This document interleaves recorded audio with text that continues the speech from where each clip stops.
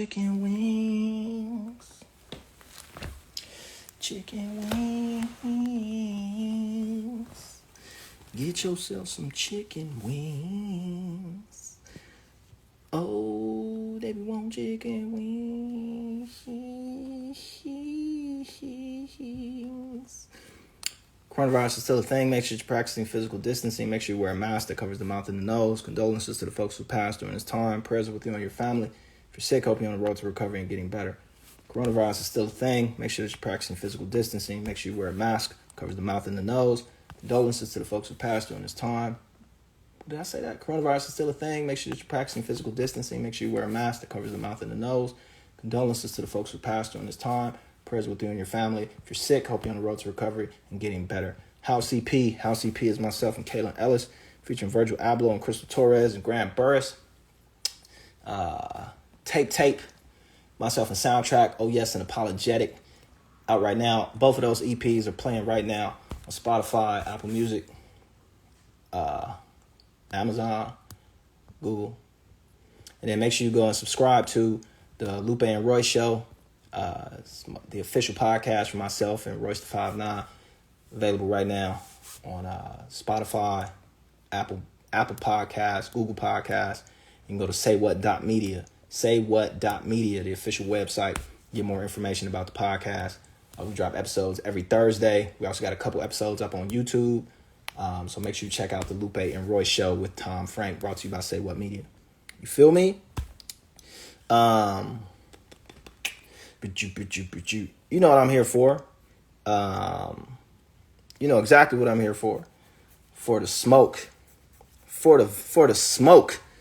For the vaccine smoke. You know, we get a little reckless on the IG Live. We're going to try and contain it. Make it somewhat PG-13 today. I'm not going to go too far in. But I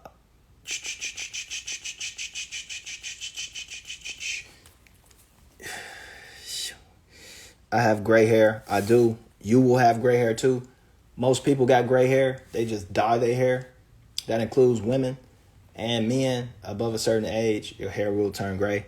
Some people want to retain the youthful blackness or brownness or whatever color their hair is. But that's why niggas be dyeing their shit blonde and purple and pink and going all crazy and wearing wigs because people for some ways feel a way about getting old. Ain't nothing wrong with getting old.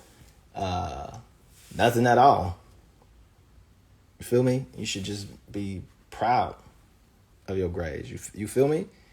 So you will get them too. It will come, and then you're going to be faced with a decision to whether you're going to keep it or put some shit in your head to go back to whatever kind of aesthetic that you're trying to maintain. Once I get a fade, all this goes away. So I'm not getting haircuts. But yes, I've had gray hair for a very long time. You just didn't see it because I always kept a fade. That part. Shout out to Ahmad Sakamini, Sajir Raouf, Pistol Pixie, Mr. Legacy Jones, Reef, and Smokey the Ghost, a resident panel here, experts here at the IGTV. What's the other part?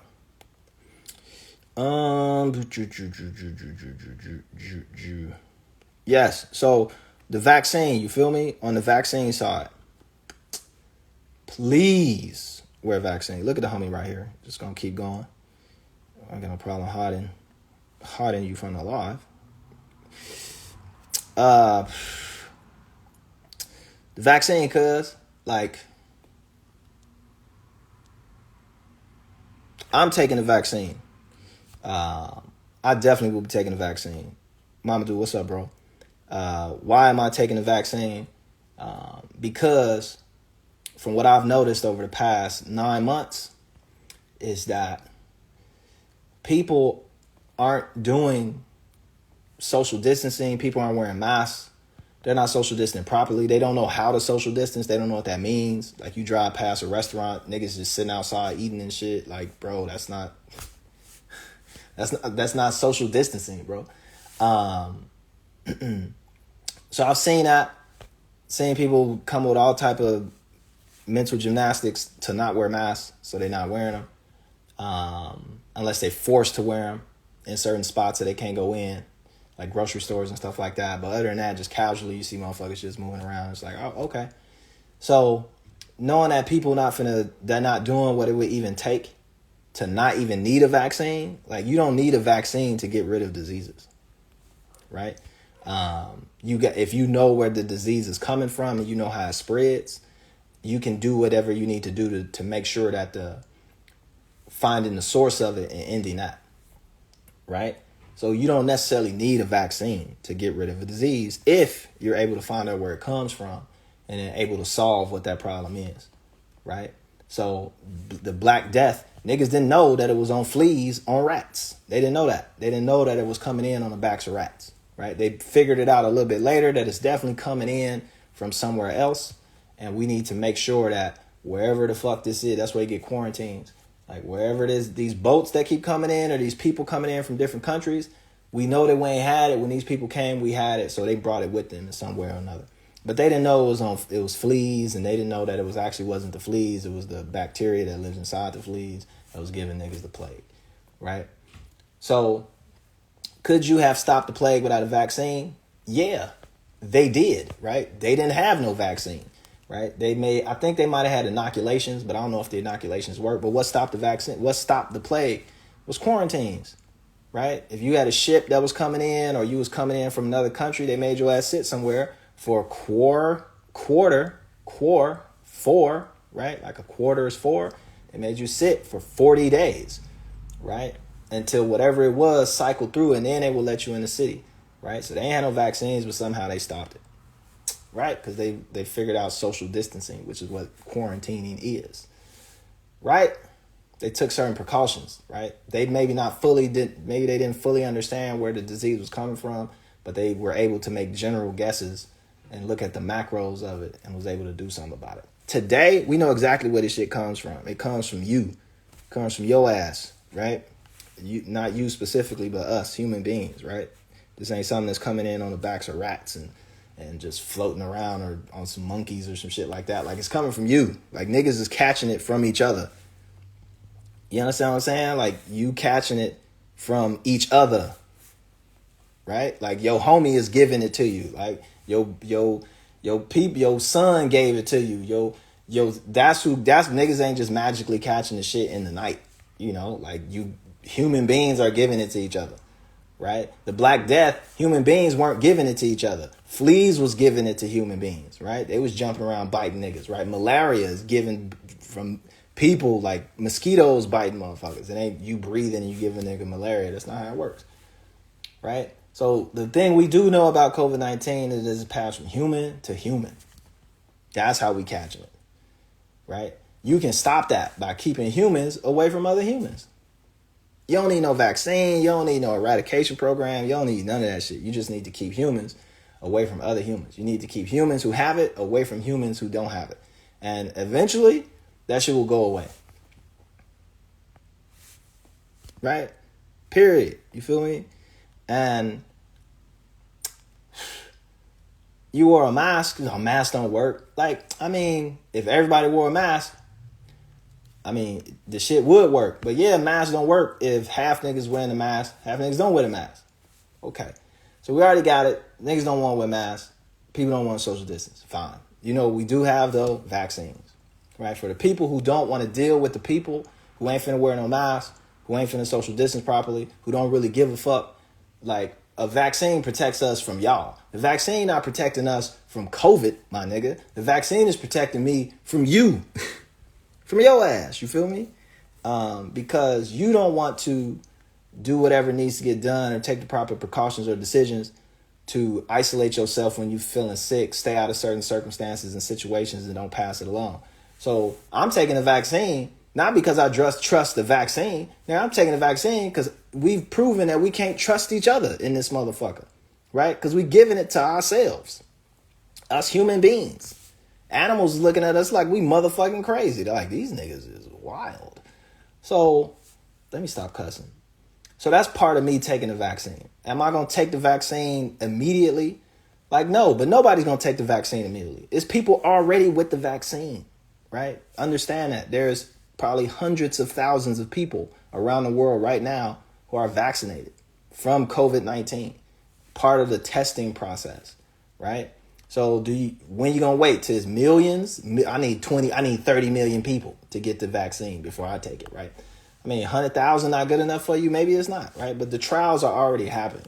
So trust me, the sample size is enough of 50,000, 30,000, whatever it is, that if someone's going to go way, way wrong, we'd have been found out. We'd have been found out within that population of 30, 40,000 people. And the other kicker of it is that, to be honest, half the people didn't get it. They got a placebo, right? So to really test and make sure the shit that works. So they give half the people the real shit. They give other people the placebo. Then they send them out to the world and see if they catch it, right? And the signals and signs are coming back that the people who get vaccinated don't catch it, right? They don't have adverse effects, right? Their eyeballs not melting out. They're not catching autism. They ain't got microchips in them. Like, none of that shit's proven to be true. But what's proven to be true is that there's a 90 to 94 percentile rate of effectiveness with no side effects and shit like that. Cool, I'm with it. As they do more trials and more tests and more people take it, we're going to figure out there's going to be some people that's going to take it and be fucked up.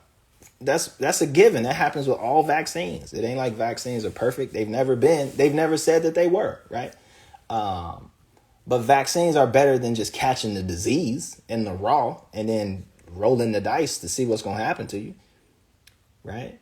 But some people, they don't believe that for various reasons, and I don't want to get into that. I just want to focus on me. So I'm taking it. I'm looking at this test results just like you are. I'm looking at the studies just like you are. I'm reading all of the research and evidence just like you are or you are not. I'm looking at society as a whole. I'm looking at how niggas is playing around and playing in the streets and not taking this shit serious. And for me, the only option, and especially what I want to do and get back to normal and go see my mom and then travel and do other things, get the fuck up away from around y'all, is I need this vaccine. So for me, that's my piece. You may think of it differently. You may have a whole bunch of extra other things on your head, and that's fine. But that's just my opinion. And I'm not trying to change your mind, right? But I'm definitely going to try and... There's so much... Rizza Islam, they've been bringing you up a lot. And I would love to educate me on what I don't know. Because everybody keep telling me that. And he declined. Just like everybody who tells me that it's so much that I don't know, whenever I bring them in, they never come on. So it makes me think like, wait, maybe... So everybody who want me to take the vaccine, they get on. They explain it. They spread it out. They go public. They talk about the shit. Everybody who tell me I don't know what I'm talking about, it be this whole like... would tell me, no, well, you got to look at Dr. Samantha Stephanie Birkenshire she had the AIDS vaccine. Nigga, ain't no AIDS vaccine. Right? They don't even have one. So what you talking about? She had an AIDS vaccine and she did this. Nigga, ain't no AIDS vaccine.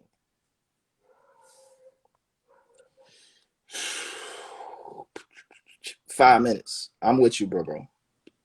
I got 5 minutes. At the end of the day,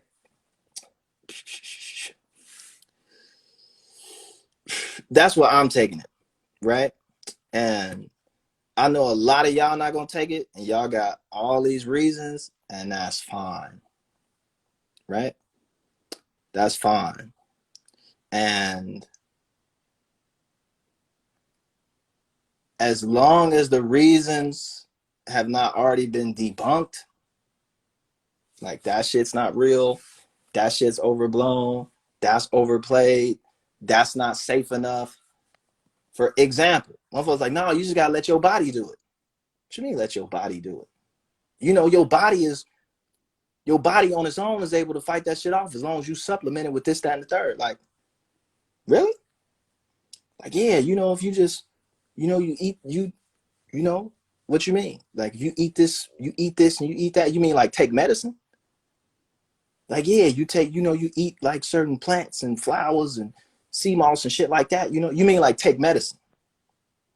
Yeah, like you put things that's not already naturally occurring in your body into your body to like fuck with the chemistry of your body to build up your immune system to fight whatever the fuck this is. So you mean you just can't really leave it to your body to do it. You got to take in other shit outside of your body, put that shit in your body to have an effect on your body. But the shit that you're taking, it also causes other things within the body as well, right? And you got to build up a tolerance to that shit and kind of build up over time, incrementally, levels of this shit in your body, which is going to take a long time. So you got to eat a whole lot of that shit to get to like the levels that you would need to be over time. And it, in that process, is still not making you immune within a few days. Like it's weeks and months, right? And if you, in those weeks and months, if you come into contact with that shit, you're going to catch it, whether you eating that shit or not. Like, well, you could just take this pill and get this shit over with right now. But you know, but the pill has the side effects too. But yeah, the pill has the side effects of it happening right now. And whatever the fuck is going to happen to you is going to happen to you right now. But the goal is to not catch the disease.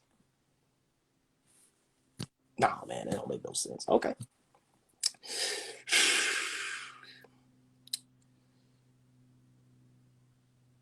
I'm definitely taking this vaccine. Lupe Fiasco is definitely taking the COVID-19 vaccine, right? I'm going to take all them bitches. The Johnson & Johnson one, the Moderna one, the one from Cuba that Farrakhan was talking about. I'm going to take the one from, I'm not taking the one from Russia. The one from China, maybe, right? If Japan, nigga, I'm taking all them motherfuckers.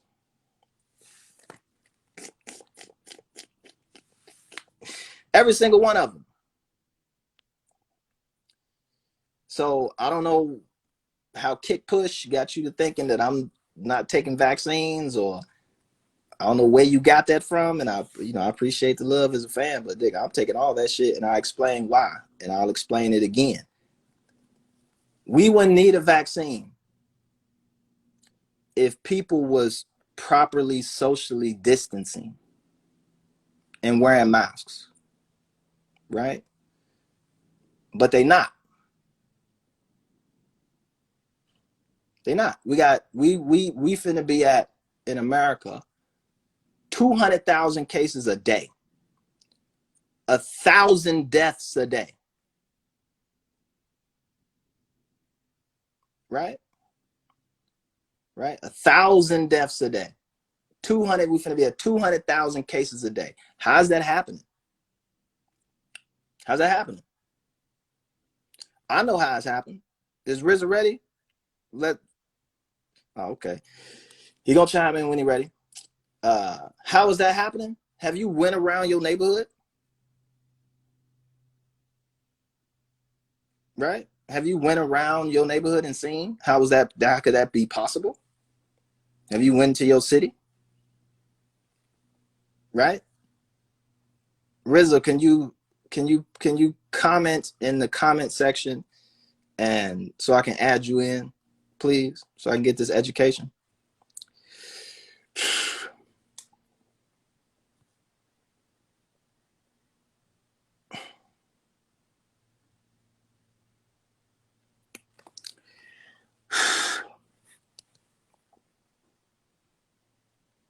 Oh, the reports is fake. Brother Rizza Islam, if you there in the on this, if you hear me, can you just like comment in the comment section, and I'm gonna add you from the comment section. Because whenever I do the adding from the live side, it shut down the chat. Oh, it's population control. Oh, okay. Where are the numbers coming from? The numbers are coming from the CDC. Numbers are coming from what is it? NYU. What do you mean? Where are your numbers coming from? Where's the idea that the numbers are fake coming from? I got you. Here we go. Ladies and gentlemen, the illustrious Rizza Islam into the chat for the education. What's up, brother? Salam, brother. How you feeling? Walaikum assalam. Yes, sir. Break me off the education, because every time I talk about vaccines, every time I talk about Tuskegee, every time I bring up something about these vaccines and COVID-19, they say, man, you don't know what you're talking about. You need to talk to Rizza Islam. You need to talk to Rizza. Here we are. Yes, sir. Well, my brother. Well, first of all, I'm honored to speak with you, number one, because you are a very intelligent brother, and I've always loved your work. That's the first thing. So I don't MashaAllah. do, yeah, I don't do the back and forth debate, angry things, the conjecture. You know, when people get into their emotions, rightfully so, which we understand, but I don't do that. I go off of the actual science. I have been to the CDC. I have been inside of the CDC. I have met with the scientists. This is what I've been doing for well over 6 or 7 years. Right. I have educated politicians and artists like yourself, et cetera, because we deserve to have the actual facts. You know, Right. regardless of emotion, we need to know because people really want to be safe. And that's what I'm hearing from you is you're like, listen, I just want to be safe. That's all. And I thank you for at least opening yourself up to being educated and learning for things or learning about these things. So first thing I say is, brother, according to the Center for Disease Control, Mm-hmm. number one, the Center for Disease Control, along with the FDA, along with HHS, Health and Human Services, Mm-hmm. are all under investigation, along with the National Institute of Health, not only for fraudulently skewing science and numbers. One, where it comes to the MMR vaccine, measles, mumps, rubella, which is what's called a trivalent or multivalent or three viruses in one needle Right. vaccine. You have a scientist by the name of Dr. William Thompson. He is the senior lead scientist over the Center for Disease Control's Vaccine Division, who Mm-hmm. currently still works there. Mm-hmm. Now, he admitted in 2014, and he was referencing 2011, that he and three particular individuals who worked in the CDC. One is Dr. Frank DeStefano, the other is Dr. Marsha Lynn Jurgen Alsop, and the other is Dr. Colleen Boyle. He and those three Mm-hmm. were in one of the offices in the CDC where they went over the science dealing with the MMR vaccine, where it determined that Black boys were coming down with autism or being placed on the autism spectrum at the rate of 236% more than Caucasian boys. And Mm-hmm. they were trying to figure out why these numbers were saying this. Now, this is in a number of documentaries. You can see it in the documentary called Vaxxed. You can see it in a documentary called Trace Amounts, Mm-hmm. produced by Eric Layden. It's very widely known. They try to, throw it under the rug, etc. But Dr. William Thompson held a 3.5, maybe 4 hour phone conversation with Dr. Brian Hooker, a very good friend of mine, where he admitted all of this. And the audio is on YouTube. So you can listen to that audio where he breaks down everything, where he says that, yes, we found out what these vaccines were doing. One, to Black boys, due to the increase of testosterone in Black boys, it enhances the effect of the mercury. Now, the thimerosal is the ethyl mercury, not the methyl, because people say, well, no, mercury's in fish, mercury's in breast milk. That's the organic form of mercury, which is the kind of mercury that washes out of the brain. But the ethyl is the inorganic form that is highly enhanced due to the chemicals, from the production plants and the mercury that you find in thermometers, that if the thermometer falls on the ground, they have to evacuate wherever that location is, and they have to bring in hazardous materials, suit-wearing individuals to clean it up. That is the same kind of mercury that is in the flu vaccine, that is in the MMR vaccine, that is in the hepatitis B vaccine, all of these that are given to children prior to the year of 2, which is on the CDC's vaccine schedule, where they're supposed to be getting vaccines between 12 to 15 months. Now, regarding the COVID situations, I wanted you to know, this is what I do. This is an area that I'm highly involved in. So COVID, this circumstance, the reason why people are coming at you so hard and saying, brother, you sound crazy because you talking about taking the vaccine. One, you are trying to be safe. So I understand where you're coming from. You're just like, listen, y'all not socially distancing. Listen, y'all not, wearing masks. Y'all not doing, I get what you're saying. But I encourage you to look at this end of it. According to the Center for Disease Control, vaccines take no less than 10 to 15 years to be determined fully safe. Right. They cannot determine the safety of a vaccine in less than 15 months. That literally isn't possible. The only way they can even foist that upon the people is by them literally lying. And then once they send that vaccine out to the people, this will be the greatest experiment that has ever occurred due to their own scientific deductions. So they're going against their own scientific deductions when they say, we're going to send this vaccine out. And partially because they don't know what else to do. They don't know what else to do. And this is the actual facts. Like you're saying, Many of these scientists do not know what the hell to do because they've never encountered something like this before. But in reality, the only surefire 100% way, or should I say the closest to 100% way to overcome a virus is by the increase of the immune system of the body. That is the natural way to have immunity. So when people talk about herd immunity, when they talk about shedding, when they talk about these different scientific terms, the immune system is the only way to get over an actual virus. There is no other way when it comes to vaccine. Or vaccinating a person is bypassing the body's immune system. The immune system takes place about 75 to 80% in the gut or the stomach. So through digestion is when the viruses are broken down, through the negative, unneeded, unwanted bacteria is broken down, and through that, your body is able to identify what a virus is, check it out, send the white blood cells, the antibodies, etc., and destroy it. So it's through ingestion, not injection. They know this. They know this. The same doctors, and I'll say it this way, for people who don't believe that autism has anything to do with vaccines, there's a book titled Miller's 400 or Miller's Review that goes over at least 400 studies connecting autism to vaccines. Mm-hmm. There is a documentary, a 4-part long documentary with over 60 medical professionals that were interviewed, titled The Truth About Vaccines by Ty Bollinger, an investigative journalist, where he literally interviewed nothing but medical professionals, everyone who was highly qualified, everyone who was highly certified and experienced, where they are explaining, number one, that they were never educated fully about vaccines. There is not one medical school in America that actually has classes solely on vaccines, my brother, which is, I know it's hard to believe. I couldn't believe it until these doctors told me to my face. I've met with plenty of them. The only classes that they have near being educated about vaccines are 3 classes. That is immunology, microbiology, and pathology, which are very good factors, but they do not address vaccines specifically. And the reason why that is because there is a system called the VAERS system. This is a part of the Center for Disease Control, as well as the Department of Health and Health and Human Services. VAERS stands for Vaccine Adverse Events Reporting System.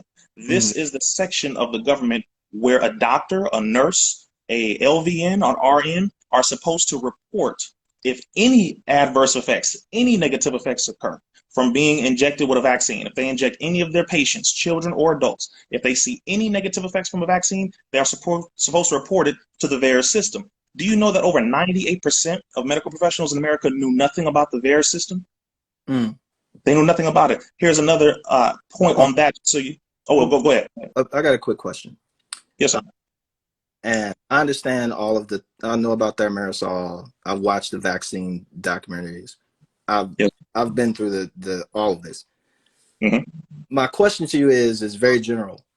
So you mentioned 400 medical professionals or 400 studies. Correct. Right? And that's a lot. Absolutely. But that's very small compared to how many actual medical professionals and actually studies there are in the world, right? Which speak against what you just said, who actually agree and showcase the effectivity of vaccines, and medical professionals and doctors who outweigh by tens of exponentials above the amount of doctors who disagree with vaccines. Also, as much as we play this game of the healthcare professionals and we don't trust doctors and stuff like that, it's funny how we all trust doctors when it comes down to vaccines, but when it comes to everything else, it's like, I don't know, I'm gonna just thug it out, I'm gonna figure it out on my own. Other piece, I know a bunch of doctors who run whole surgical institutes, whole situations, right? And sometimes doctors are wrong. Sometimes doctors don't know what they're talking about. Sometimes scientists don't know what they're talking about. Scientists who make vaccines, scientists who disagree with vaccines, climate scientists, right? They don't know everything. They might have a specific profession or a specific kind of focus in a very specific part of science, right? That may be highly theoretical, right? That has nothing to do with anything practicable or applicable or wouldn't even be allowed for ethical reasons to even be practiced on animals, let alone even human beings, right? Right. And I've seen, and bringing it back to COVID, I've seen doctors full on, they're accredited, they got their records, they got their whole shit, who don't know the difference between a picture of a vaccine and a picture of a bacteria. If you showed them COVID and you showed them what you can see with a microscope and look at and say, oh, that's definitely coronavirus, they don't know the difference. But these are the people that they'll pause on that. When somebody points that out, they'll say, nah, okay. But then they'll go on for hours and hours about how it's all fucked up. But it's like, you can't even tell the physical difference between a vaccine and a bacteria, right? And these are the I see that are leading the charge relates to the COVID vaccine and COVID in and of itself. So even going back to the CDC, you mentioned 4 people from the CDC. The CDC is massive, right? Massive. The HHS is massive. WHO is massive. Like, these are massive organizations, right? And you pick 4 people, right? Who, some of these people are on record as being disgruntled employees. You got folks who come out of the woodworks who are upset that their paper didn't get published because somebody else's paper got published. So now they're trying to discredit all of the work of these other scientists because they didn't get their way, right? At the expense of public health. Fuck me, fuck you, right? It's about them getting their way.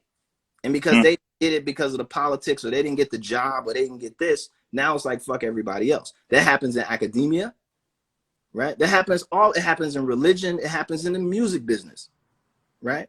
So as much as we try and give credit to science, science can be wrong. But at the same time, too, science can be wrong. So the same science that you're stating and referencing certain scientists and saying that other scientists are the scientists that they're against are wrong, but my scientists are the good ones, it rises, for me, cause for concern, right? Of where, I got you. I think you may have misunderstood what I was saying on that. But what's the science we're using for validity and credibility with these people when we're just using the same? You use the CDC's mistakes, and then you validate the CDC's mistakes with its own reports. I wanted to ask you, who is investigating the CDC and the National Health Service, not National Health Service, that's UK, but the HHS and these organizations? Like, what organization or body is investigating these people?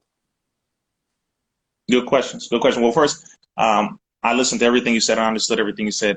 I'm going to go back to, I think, 2 or 3 points you brought up, and I'm going to lead up to that one, if you don't mind.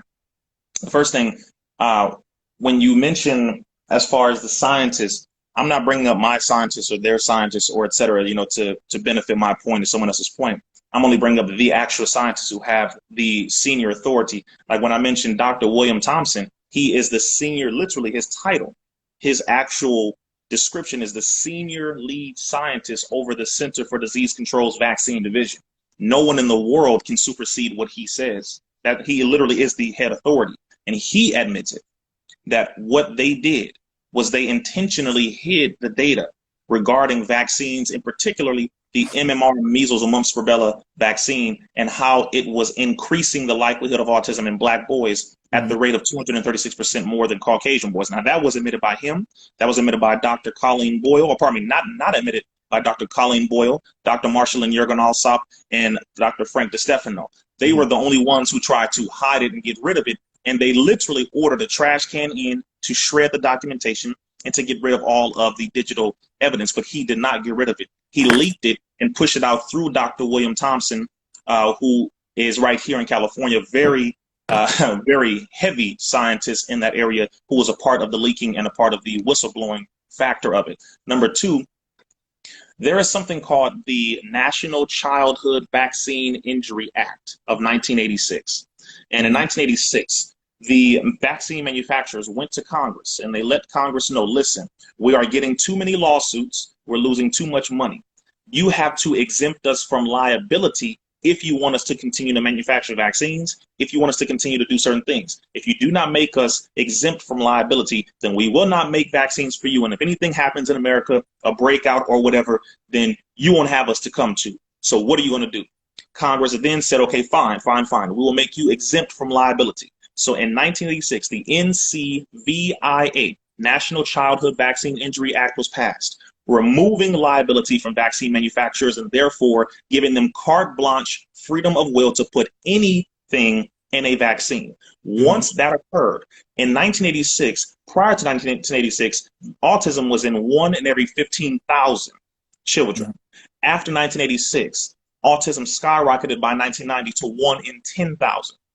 By literally 2016, at the end of Obama, I believe his second term, which is in 2016, autism has skyrocketed, brother, from 1 in 10,000 in 1990 all the way to 1 in 68.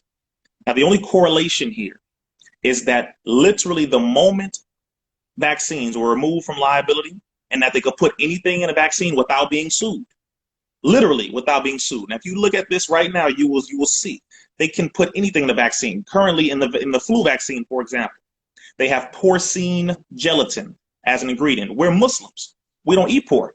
We're taught not to even touch the carcass or the dead body of a pig. In the Bible, these are the ingredients. Muslims can eat pork in situations where there's nothing else to eat for your survival. Okay, canonically, we can go into a debate on that, but I'm saying as far as the ingredients, because that's one ingredient. This is on the CDC's website. Another ingredient is MDCK, Maiden Darby Canine Kidney Cell Protein. This is in the flu vaccine. Another ingredient, of course, is formaldehyde, a pickling agent or chemical that is used in dead bodies to prevent them from decaying. But the body naturally produces formaldehyde in and of itself. Say it again. The body naturally produces formaldehyde in and of itself. We naturally. Yes, so it doesn't need the man-made. It doesn't need the man-made version. What I'm saying to you is all of these are ingredients, and I can go down a whole list of ingredients. Which, by the way, doctors do not know the ingredients. If you ask them the ingredients, because there are multiple ingredients, brother, that literally are not safe in any way. Aluminum. When you mix aluminum with ethyl mercury, it becomes totally acidic within the body, and it kills 100% of cells that it comes into activity with. And they state on the Center for Disease Control's website that you are not to mix aluminum with ethyl mercury, yet they have that in many of the vaccines. Now, I'm giving you the actual science, the facts, the data, the references on where to find it, not emotion. Because right now, brother, we're dealing with the lives of the people here. We're dealing with your life, my life, children, elders. They want to know what to do. So when I'm giving you all of these facts, all of these references, all of these statistics, as well as the government laws that are being passed, I want it to be known, brother, that we have to be educated, because you have a large platform, brother. You Lupe Fiasco, man. Hold on. And so I have to make sure you get the right information, so you can make your own decision. Also, being Lupe Fiasco, do other things other than just being a rapper. I study equally as you do, get things critically.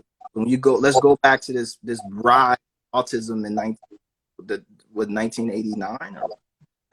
When you said that the correlation was the correlation is causation. The correlation is these vaccine companies were allowed to be removed from what have you, et cetera.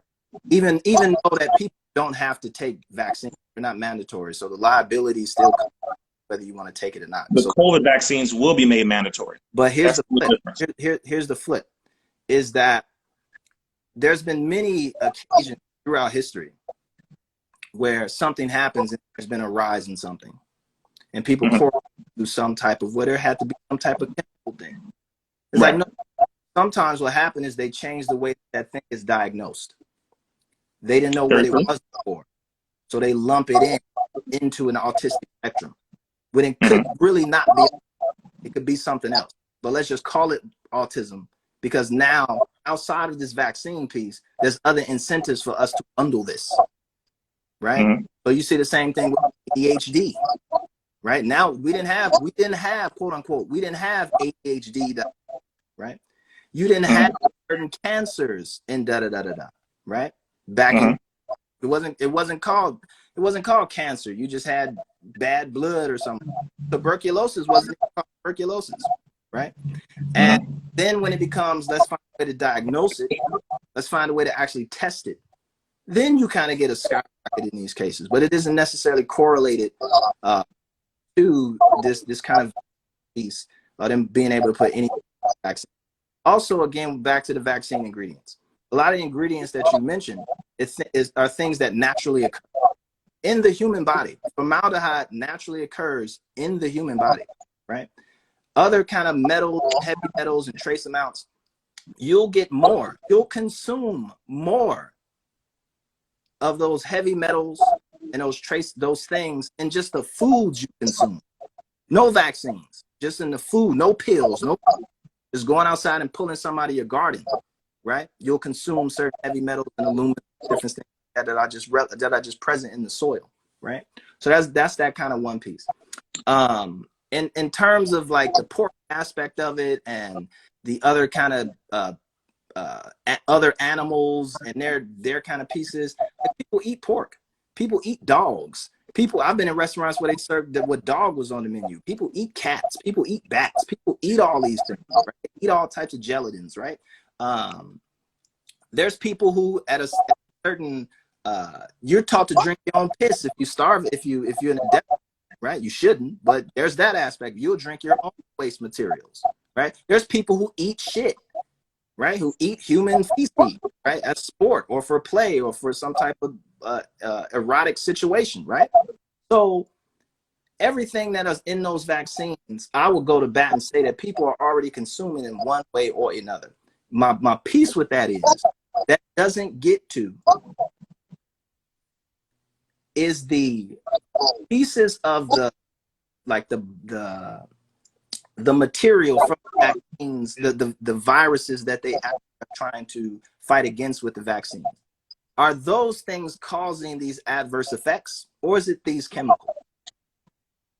Mm-hmm. Good Right? question. Very good question. It's the chemicals. If it's the aluminum, if it's the formaldehyde, if it's which is in tiny trace amounts in these vaccines, right?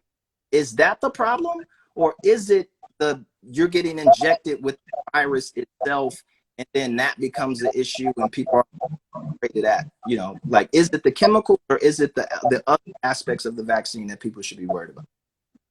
Very good question. And let me respond from beginning to end. The first thing is about 65 to 70% of what you mentioned is ingestion. You said eating the food. People eat these things. People drink these things. People ingest these things. The beauty of what you just said was you just proved my point when I stated the difference between injection versus ingestion.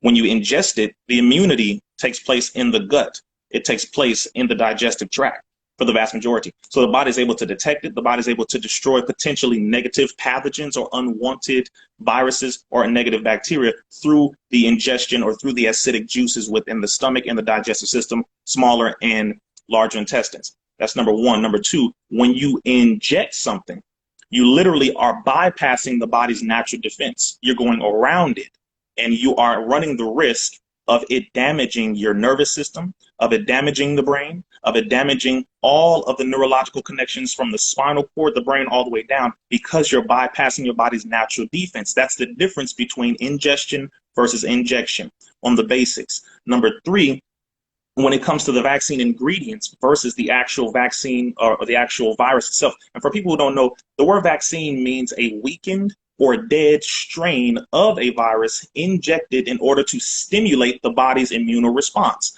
What people don't look at is, what if the body is not stimulated? What if your white blood cells do not activate? What if your body does not literally activate in its full ability to fight against the virus? What happens? Your body then goes into a default and it starts to destroy itself. This is why people, come down with autoimmune disorders and all these neurological disorders. So when you're talking about the ingredients, brother, the reason why, as I said, with the 1986 National Childhood Vaccine Injury Act, the reason why that's so dangerous is because if anything happens to you as a result of being injected with a vaccine, you cannot sue them, but you can sue somebody if they harm you in surgery.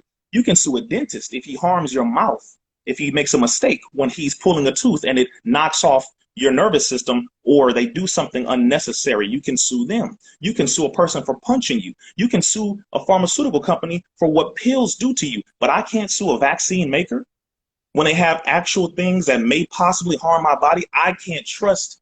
That is what I'm saying. Just on that point, along with a large number of other things, but just on that alone, I can't trust you if you are not able to be held accountable in the case that something negative happens to me as a result of you injecting me with something that is questionable. And the reason why we have to look at this very closely is because, according to the Center for Disease Control, these are only facts from these government entities that we're also trying to use to justify and to validate our basis for taking vaccines. Now, whether if you are for vaccines or against them, it makes no never mind to me. But the science says something, and the laws say something.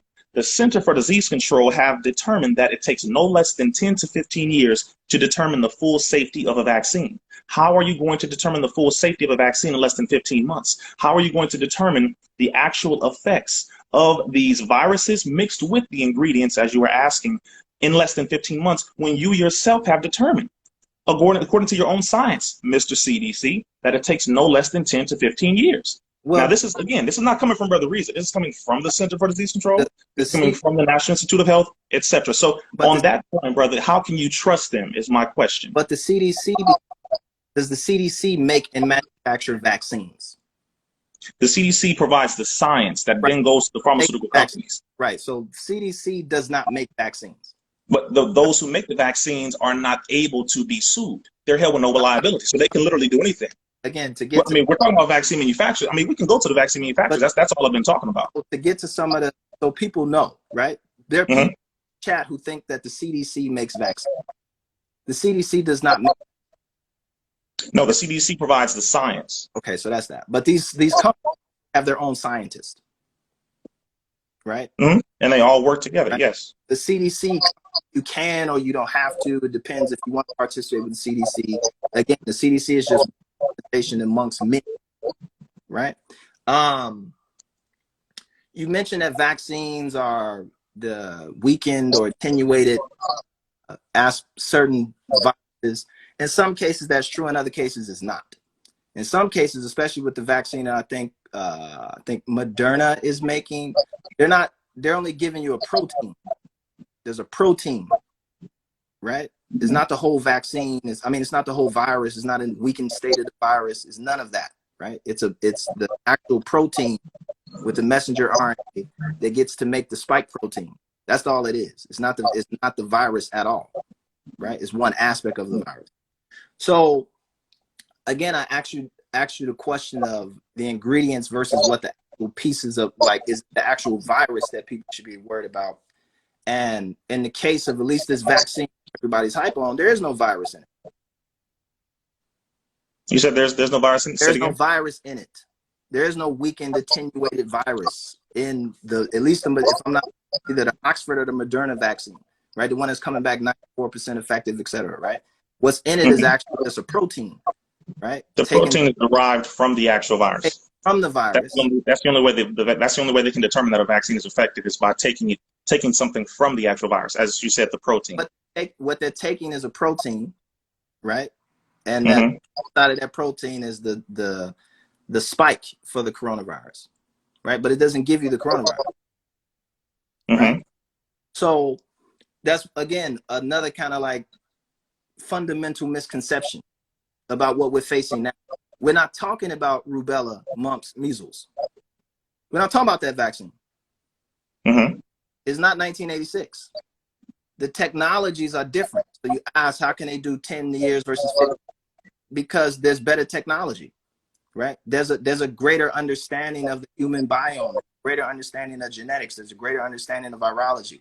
The internet, there's more people working on it at the same time, higher levels of communication and communication between scientists and laboratories and people. That's how you can get it quicker than 10 years.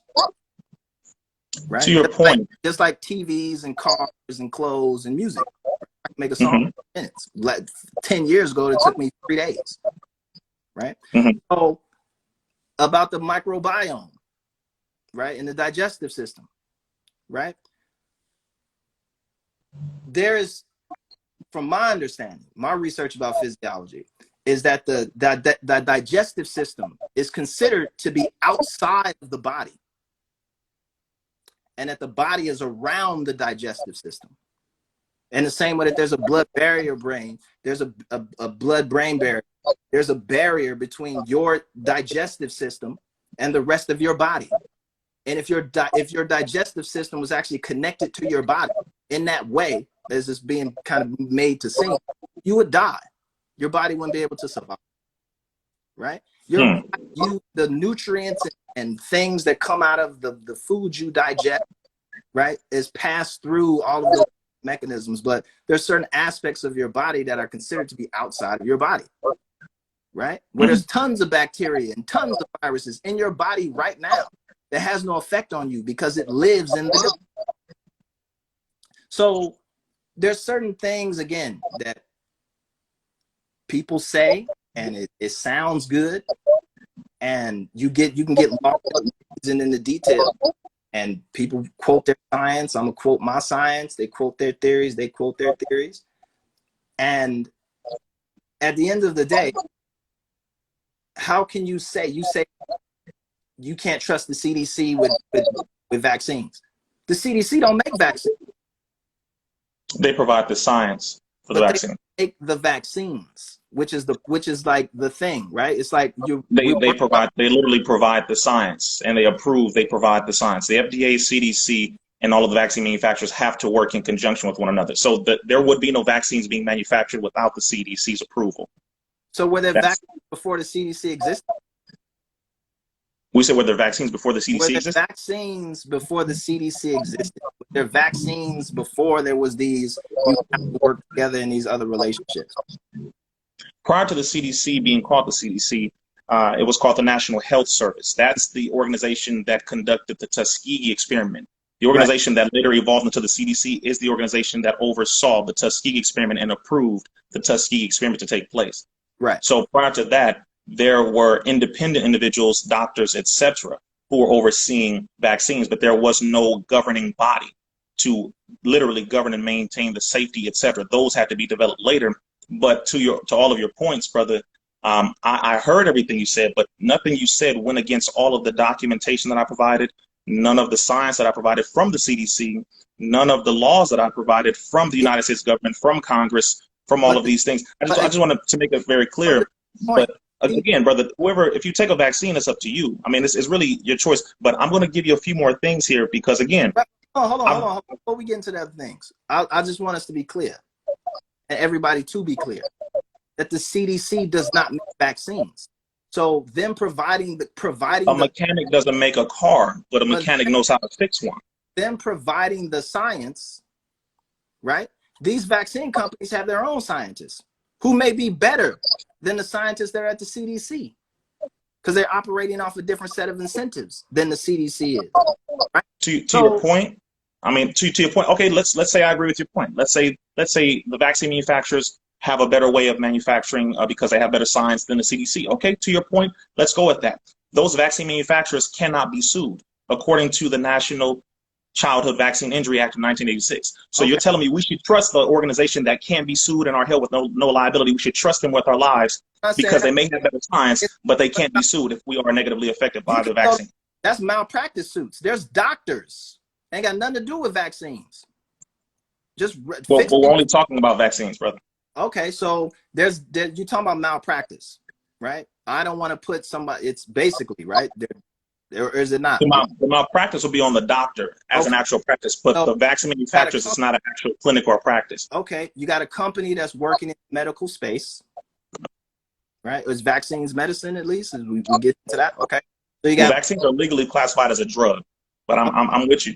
Drug, okay, okay, I get you, right?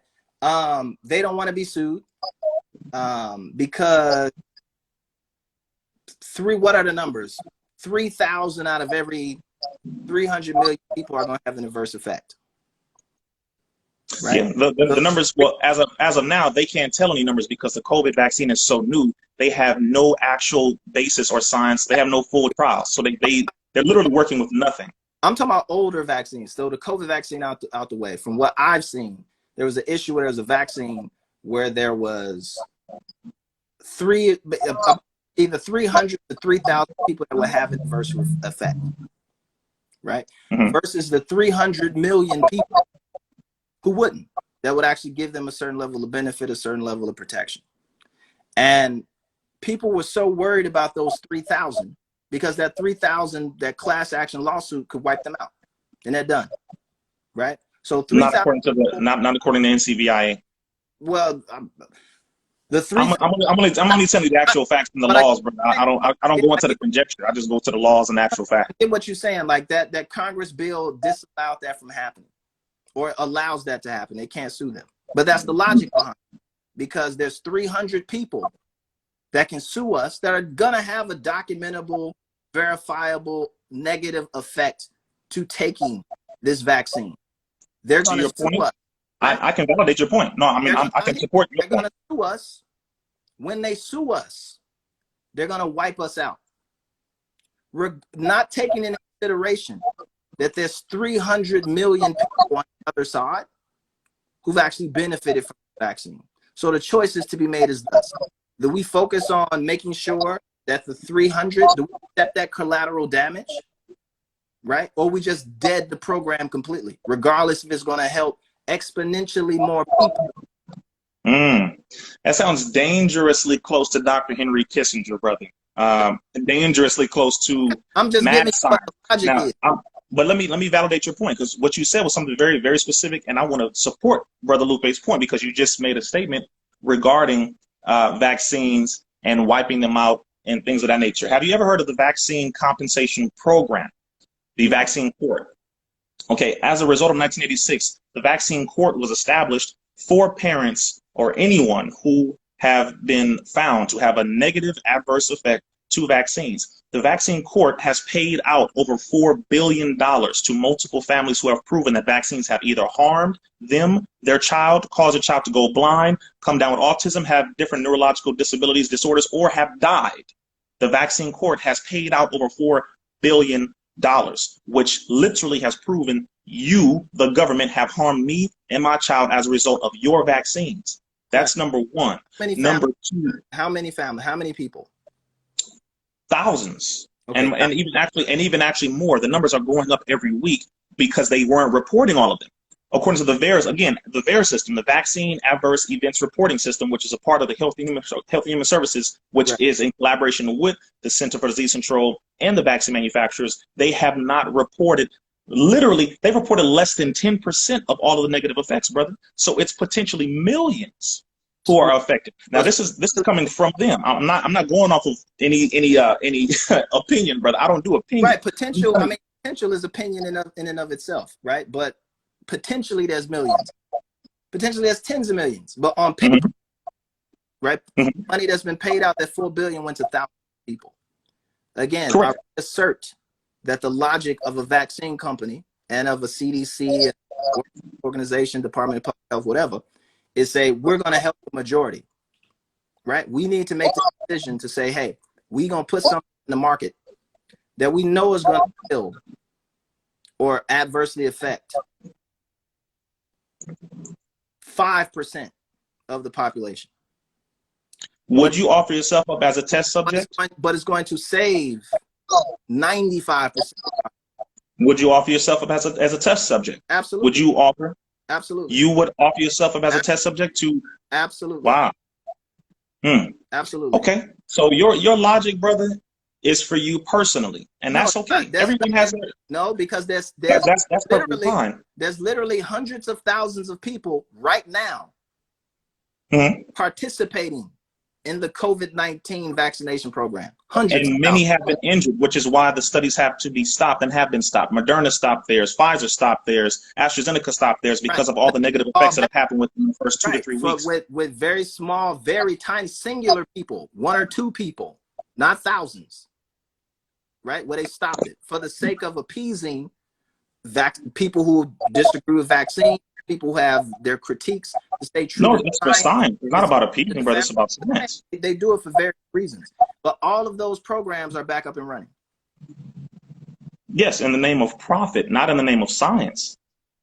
These are not the name of science. And it wasn't just one or two people who have been harmed, brother. A few people came down with specifically spinal disorders as a result of these vaccine injuries. A few people have actually died, two of them, and they tried to say that it wasn't conclusive as to whether or not these people received the vaccine or a placebo. So it's very interesting. The people who died, you can't determine whether it was a placebo or vaccine. Or not. The scientists, certain people can, because they have access to who got the placebo and who didn't. That's the piece about vaccines that want the people know too. That half people didn't get it. They got the placebo. So the people who could have died, to your point, the people who got the placebo, right? But it wasn't determined. We wouldn't get that information, right?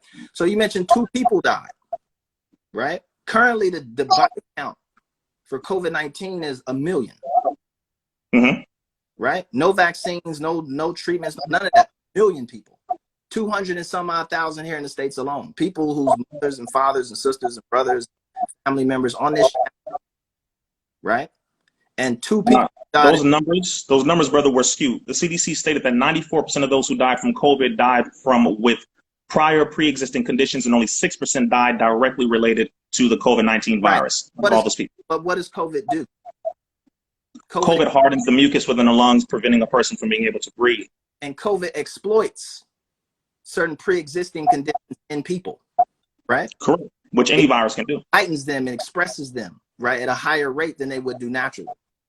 So even if the COVID don't kill you, what the COVID's going to do to your body and your pre-existing conditions, right, will kill you.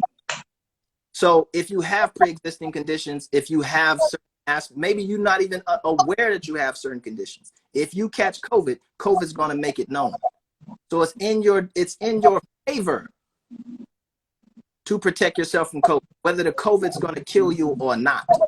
I agree with that. But is it in your favor to take an experimental concocted chemical vaccine that has not been proven to be safe as the solution, or is it conclusive and logical to go by natural remedies, natural means that have been proven, from steaming to heightened levels of liposomal injected liquid vitamin C therapy? Is it logical to do things that even the doctors themselves do, but they will not? Just so you know, the vast majority of doctors do not take these vaccines. As a matter of fact, the vaccines that are called dirty vaccines, there's a difference. They have the dirty vaccines and the clean vaccines.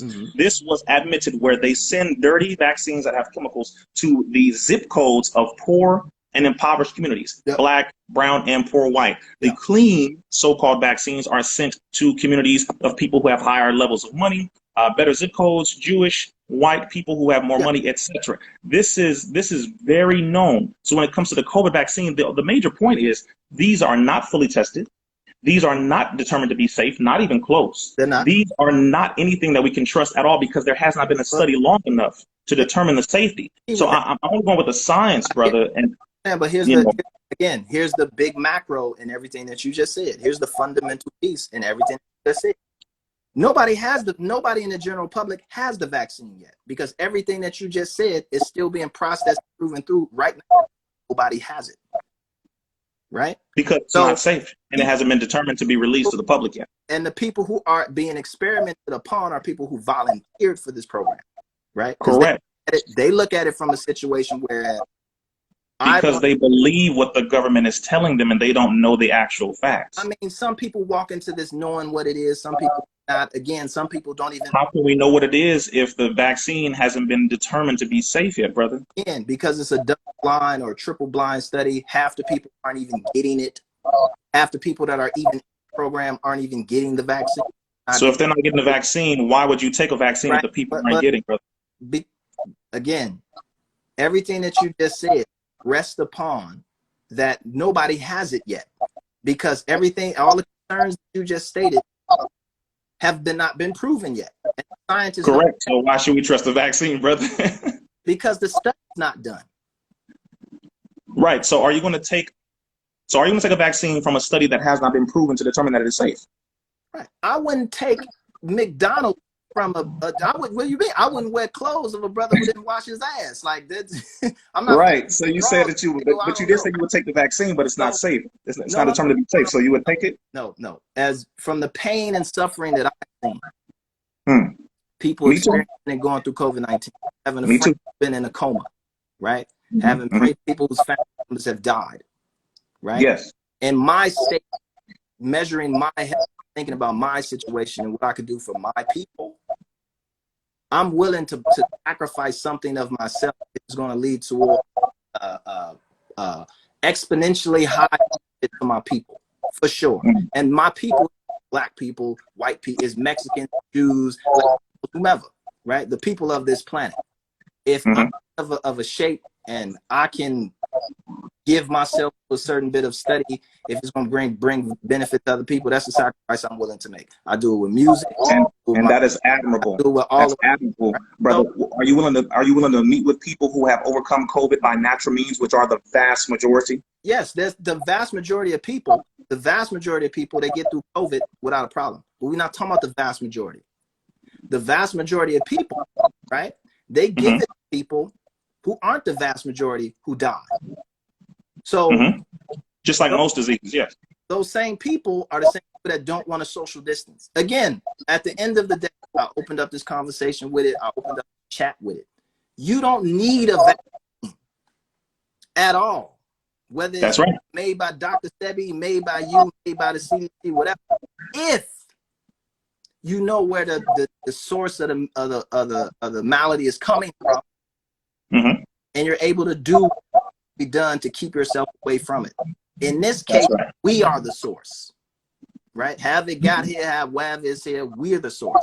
When you go outside, there is no social distancing, not in a serious way. The government's not going to mandate it. The masks aren't being worn, right? So people aren't doing what you would need to do to not have.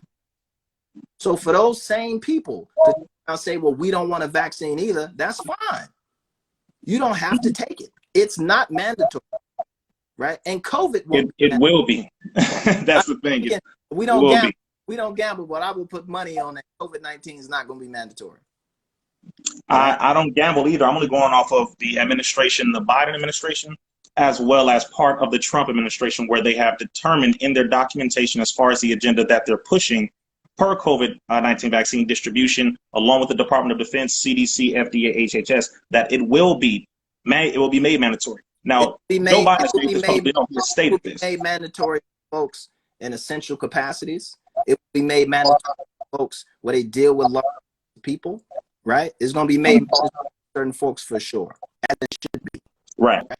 The rest of the population, half the people are not going to take this vaccine. So we're kind of spitting our wheels, because you know that half these people in this country, white, black, whatever, they're not going to take this vaccine, right? Correct. Even now, I will say this, brother. I fought against SB 277 in 2016 here in California, Senate Bill 277, where we were fighting against the government saying that you will not be able to take your child to school, public, private, or daycare without them having a vaccine. And SB 277 was specifically targeting the religious exemption. Right. So they were saying, we know more than God knows. Religion is, yes, brother. And they said religion. Wait, I'm sorry, say it again. They do. They know more than what God knows? Yes. Okay. When it comes to science, yes. Yes, they do. All right. I'll say it this way, brother. Because that's a whole nother topic. But what I'm saying is the right to choose. The right to choose. My only point is the right to choose, brother. When you bring up the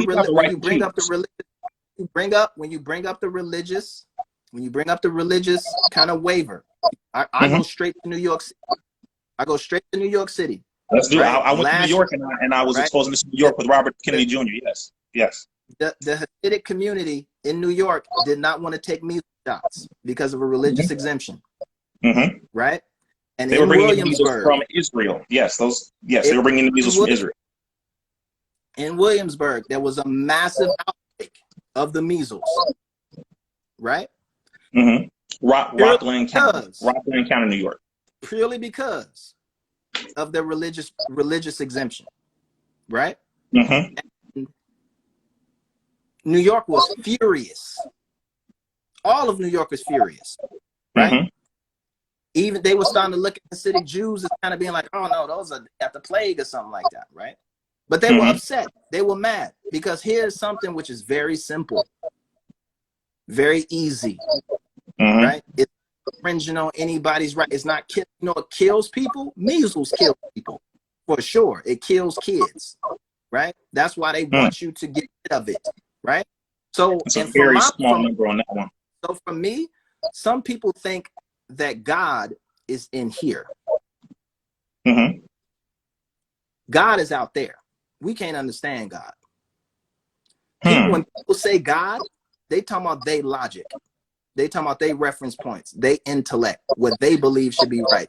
They try and project it through a lens like God agrees with you. God don't agree with you. I don't. That's not what I mean when I say God. No, right? that's not what I mean. But everything that I But say regarding God is dealing with actual proven science, real science. So I don't go. We don't do right, spookism. but We don't believe in the spook God, bro. It's been proven that measles kills kids, and that Yes, it's been proven that certain vaccines do the same. Right, that it easily spreads, and that you can halt it immediately, and never have to deal with this again. Right. Mm-hmm. So that's science. That's honest, so, true, but that's not. Now, brother, I've given multiple references from the same government that you are saying you are quoting from, but I've quoted actual documentation, statistics, laws, everything. SB 277 right here in California, when that was passed, the major thing that we're looking at is the right to choose. Even if you are for vaccines or against vaccines, that's your choice. But are you for the right for a person to choose? That's fine.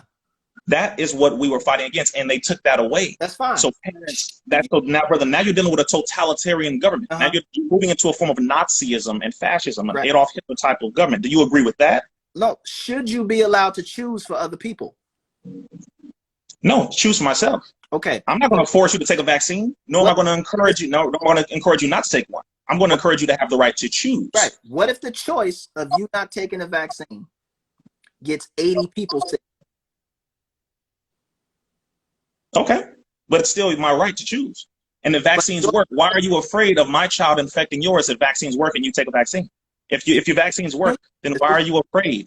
Why would you be afraid of me if you know?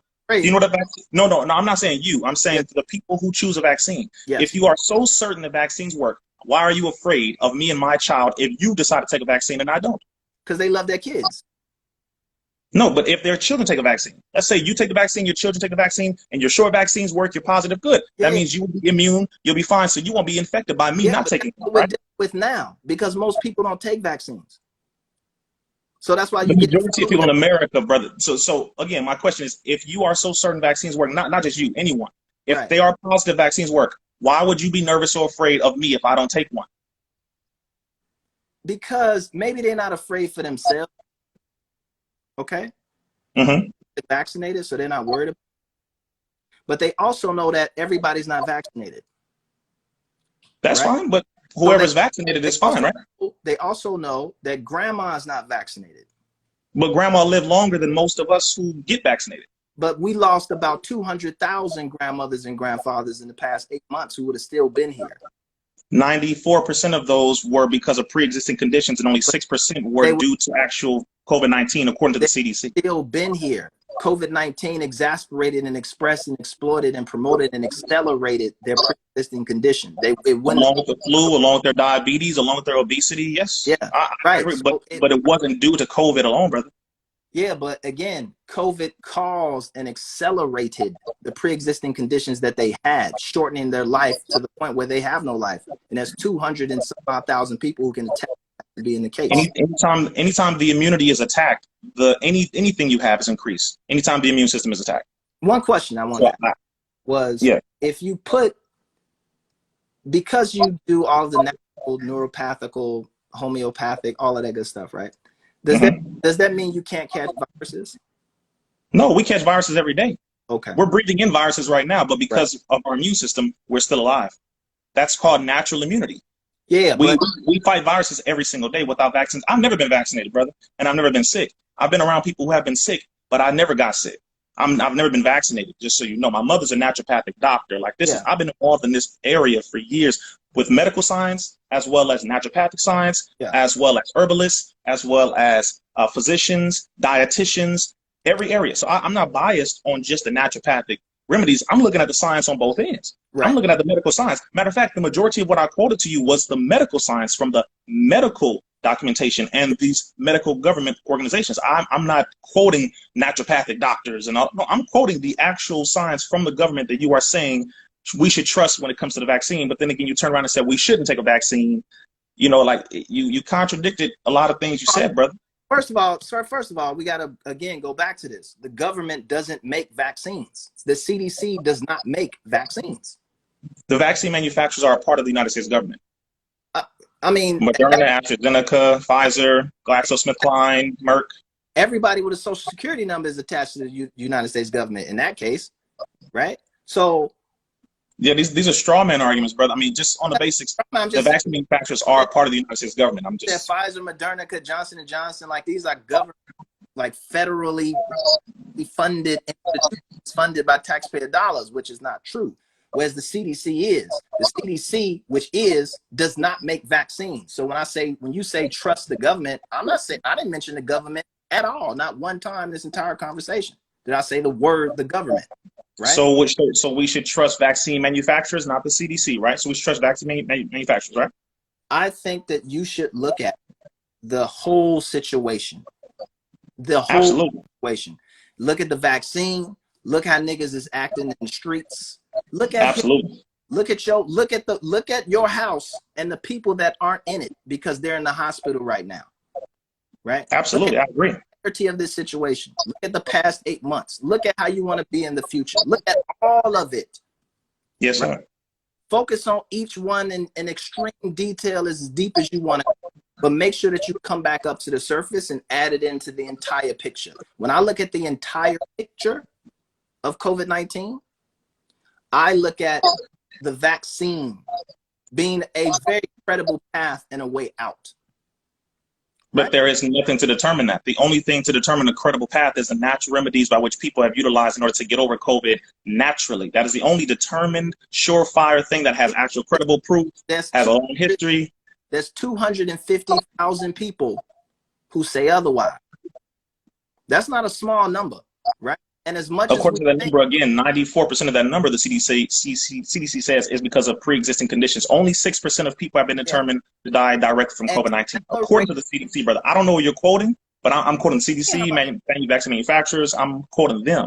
I'm quoting doctors and what doctor has better science? What doctor has more science on the numbers than the CDC? Because we're recording. Who else is recording? You just said that the CDC. We can't trust the CDC, but now we're supposed to trust the CDC. No, we can't trust any of them. But I'm saying if you're going to quote somebody, quote the authority that you're getting information from. That's all. Just which authorities you get information from. Like, if we're not supposed to trust the CDC, how are we going to turn around and trust their stats about what they say about 94% of the people who died didn't die from COVID-19? They died from pre-existing conditions. But then turn around and physicians who working in the emergency rooms where the people are actually dying, recognize that person, that patient that they had in that nursing home who had diabetes, they would have been here if it wasn't for them catching this virus and accelerating their condition. Say it again, because it accelerated their condition. If COVID does nothing else, if COVID-19 does nothing else, right? COVID-19 can make the sunflowers grow. But the one thing that it does, if you have a pre-existing condition, if you have the flu, it's going to make your flu that much more worse. If you have diabetes, it's going to make your diabetes that much more worse. If you have pneumonia, it's going to make your pneumonia that much more worse, right? Correct. That's called being immunocompromised. Whenever the immune system is attacked, it's going to increase whatever you already have. Now, Pete, you ain't never been sick, like you just said. Right. My mother waived us from vaccines when we were kids too. Yeah. Right? So there was a waiver you could sign. We still went to school. We still did that. We caught ringworm and chicken pox and all that shit, right? Yeah. I took my first set of vaccines when I wanted to go to India. Actually, no, I took my first vaccines when I went to Africa. Right? Climbed Mount Kilimanjaro, then turned around and went to India. So I got my whole list of shit. You've never been sick. I've been thoroughly sick. I've had pneumonia and almost died from it. It's the worst feeling in the world. It's absolutely horrific. Right? You want to die. You'd rather die than have it. pull the plug, take me off the machine, take me off the ventilator. This shit hurts. Mm-hmm. I can't move, I can't function, I can't do anything. I'd rather be dead. Right? Mm-hmm. That people that are experiencing that pain, which you've never, that you can't empathize with because you've never felt, who are feeling that right now. And there are no remedies. There are no treatments when you have it. It's ravaging your body. You can drink a whole gallon of vitamin D. It's not going to do nothing. I was getting vitamin C IVs, 25,000 milligrams directly into my vein. It wasn't doing shit. Right? The people experiencing that type of pain and are standing at the precipice looking over into that type of pain. And the only thing, one of the only things, I say the only thing, but one of the things that could save them is a vaccine. Who ain't finna take it because they believe that the CDC manufactured it and they can't trust the government. Who believe their body doesn't produce formaldehyde naturally. Right? They don't know that. Right? They believe that the Tuskegee experiment actually had something to do with vaccines. It wasn't a vaccine for syphilis. It didn't even exist. It had nothing to do with vaccines. But that's what they believe. Right? Everything that I just said isn't true. And they're going to dive off that precipice. They're going to dive off that precipice into that pneumonia, into that pain.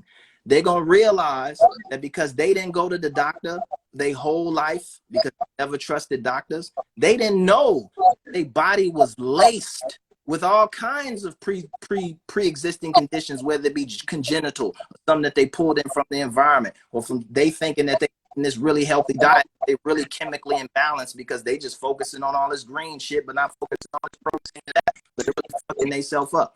So when they catch it, COVID's gonna knock on their immune system and be like, hey, you weren't ready for this.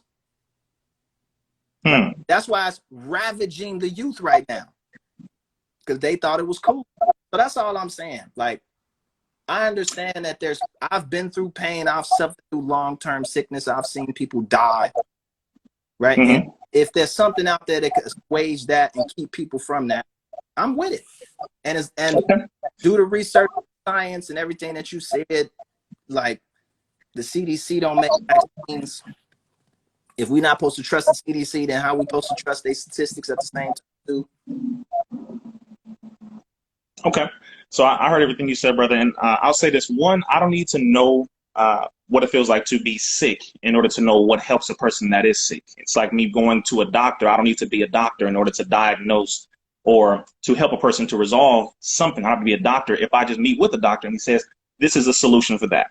I don't need to be a mechanic to know how to fix a car. And if I go to a mechanic and he fixes it for me, or he tells me, listen, this is your problem, this is the solution. So I don't need to experience it in order to know how to resolve it. If people are going through it themselves and they say, I took this, and it worked, then that's how you can do it. I don't have to almost die in order to know what that looks like. Now, to feel it is one thing, that's fine. But what we're looking at is, can we trust a so-called solution that has not been determined to be safe, that cannot be held with liability, meaning you can't sue them if it does show that it harmed you, and that they have no studies, no long-term anything proof whatsoever to determine that it is safe, that it is effective, that it is good for the body, that it does not harm me. There is nothing which justifies what you said as it pertains to taking a vaccine. If a person were dying and they said, well, we have a vaccine for you, but check this out, it hasn't been fully tested.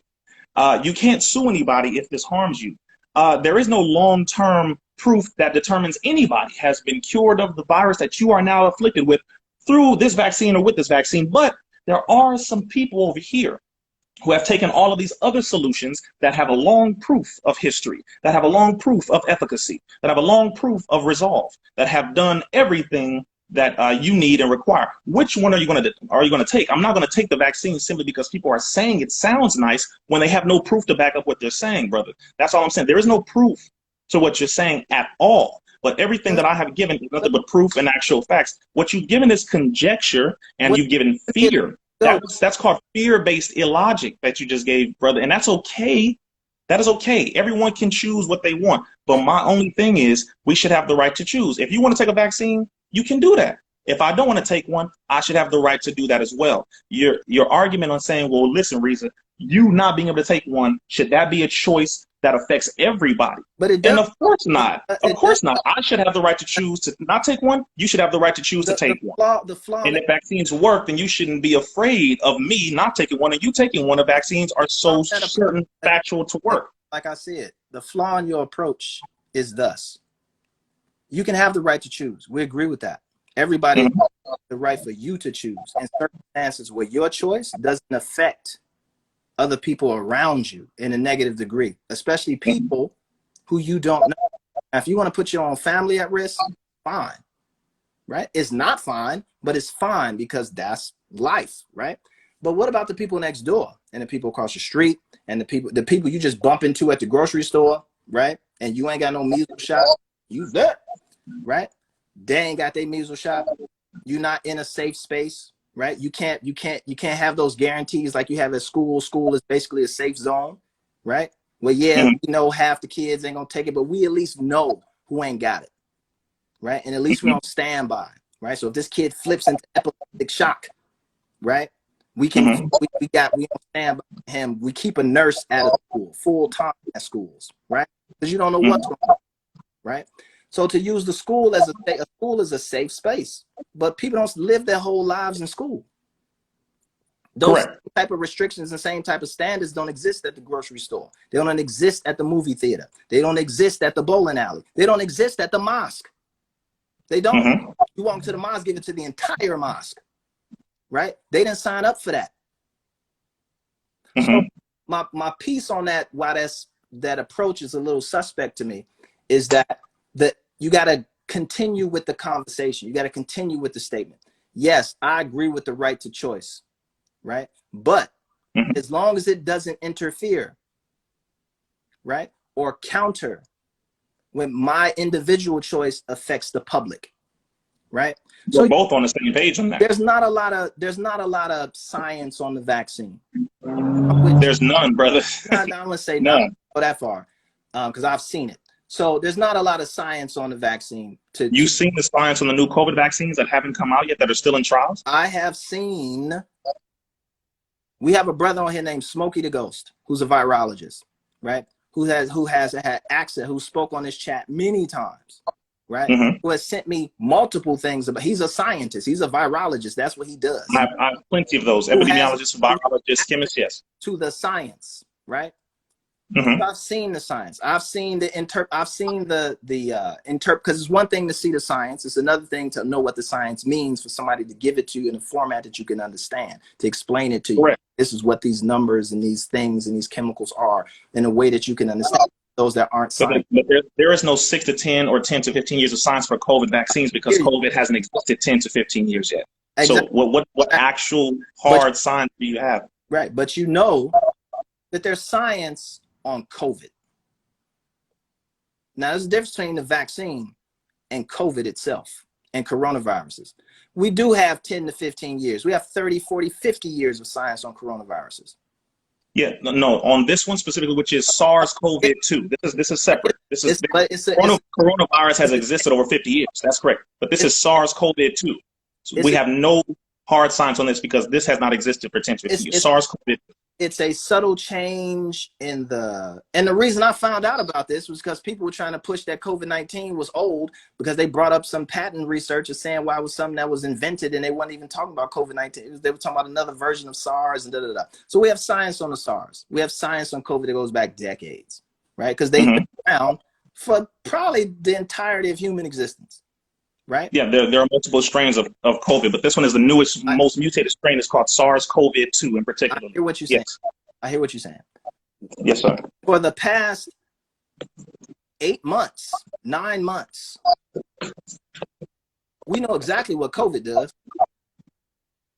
We know what that does. So I'm just plugging my phone up, sorry.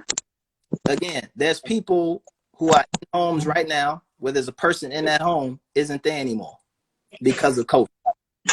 We know what COVID does, right? We know it makes people sick. We know it makes some people a little sick. We know some people get over it, but we also know that those people who get over it, they have a false sense of security, right? not for themselves. They're securing themselves, but the people that are around, because they had a mild case of it. They feel like everybody else is going to have a mild case of it because everybody thinks everybody's the same. Right? So your Right. home, man, that ain't, Yeah. I had it, but that ain't nothing. They didn't gave it to you. Now you in a coma. Right? So we know what COVID does. And if we know what COVID does, I'm operating off not the faith that I have in the vaccine, the potential in the vaccine. It's That's all you've been supporting, brother, so far, just so you know. That's all you've been supporting. It's the knowledge and the objective truths and facts and phone calls that I have of people who are sick and have people who have died. So you're talking about fear. Because I've had all those too, brother. I'm with you on that, but that doesn't determine that vaccines are safe and that the people should take. I'm not talking about the vaccine. That's all we're talking about. Vaccine and COVID are two different things. Right, but the vaccine is required to handle COVID. We're only talking about the vaccine. We know what COVID does. We know what COVID. We know what it does. And I'm operating off of, I know what COVID does. You're right. I don't know what the vaccine does. I haven't had it. I'm just going off of the numbers that come out from the companies that we shouldn't trust and from the governments that we should be suspicious of and all that. I get that. I can go all down that revolutionary rabbit hole with you all day. But what I'm in light of all that, I know what COVID is doing and has done to people. Yes. Right. And as much as I love vitamin D and as much as I love melanin and love all this other extra stuff, which may have an effect, it didn't help them people. Right. It didn't help them. Right? People that were super healthy, super fit, took all of their things, vegans, neuropaths, this, that, and third. It didn't help them. And so for me, I don't want to get dragged into a situation where I'm just blindly supporting a vaccine and maybe I speak to the public in a certain manner because that's what it sounded like so far, just so you know. I understand who I'm dealing with, but everybody on this chat know how I get out, right? They know I could say something casually, but when it gets to the showdown, like, hey, talk your shit, and if I don't know it, I'm gonna bring in an expert off top. So that's good. Somebody told me, Lupe, you don't know what you're talking about. You need to talk to Rizza Islam. Okay. Right? Bring him on in. Let's hear. I want him to tell me something that I haven't heard or tell me something that I haven't foreseen or get into the details and the nitty gritties of this and that. And everything that I heard from you, brother. I've learned things, the bills and different stuff like that. I understand that. But everything that I heard from you, brother, is stuff that I already knew, that I've already processed into my decision for making the statement that I make to the public here, which was take the vaccine. And I still stand on that. Take the vaccine. The horrors that await folks who aren't going to have a mild reaction to COVID-19, who are going to have a very serious and sometimes fatal reaction to COVID-19, right? You need to seriously be thinking about taking that vaccine. Do you take that vaccine blindly? No. No. Do your due diligence. But once you do your due diligence, at least be honest when somebody gives you something that debunks your thought process. Right? Ain't nobody that goddamn vaccine. I think, brother, I agree with you on that, which is all we are supposed to do here. Again, anything that I've said wasn't conjecture, wasn't opinion. It's not how I feel. It's only the actual facts that come from the scientists that I've met with, that I've worked with, that I've been on the front lines with. As I said, I've been to the CDC. I've been inside of the CDC. I've been inside of the annual meeting that takes place once a year regarding the upcoming research and science that is then going to be distributed out to the people, the vaccine manufacturers and the companies. That science, independent researching companies as well, National Institute of Health and their newsletters. All of these things is what I research. I'm not that, along with the actual naturopathic science and the herbalists and both sides. That's all I do. I don't do the conjecture and all that. But I will say this, brother. As you said, you'll volunteer to take the vaccine. You can do that. Everyone can volunteer to take it, or people don't have to volunteer to take it. The point is, we should have the right to choose. It should not be made mandatory. If people are so certain that vaccines work, then take it, and you don't have to worry about the people that don't take it. If people are certain that vaccines work. That's the main point. Now, if you don't have enough faith in your vaccines, if people don't have enough faith in the vaccine, then stop promoting to people that we should take it. That's my only point. If you believe it works, then you take it, and you will not have to worry about anyone who does not take it. That's all. We should have the right to choose. Now, again, you can volunteer to take it, brother. That is up to you. I personally I'm not going to take it because there is no science. There is no proof. There is nothing that determines it. There are no long-term studies. There is no double-blind, placebo-based studies that have determined this. Nowhere.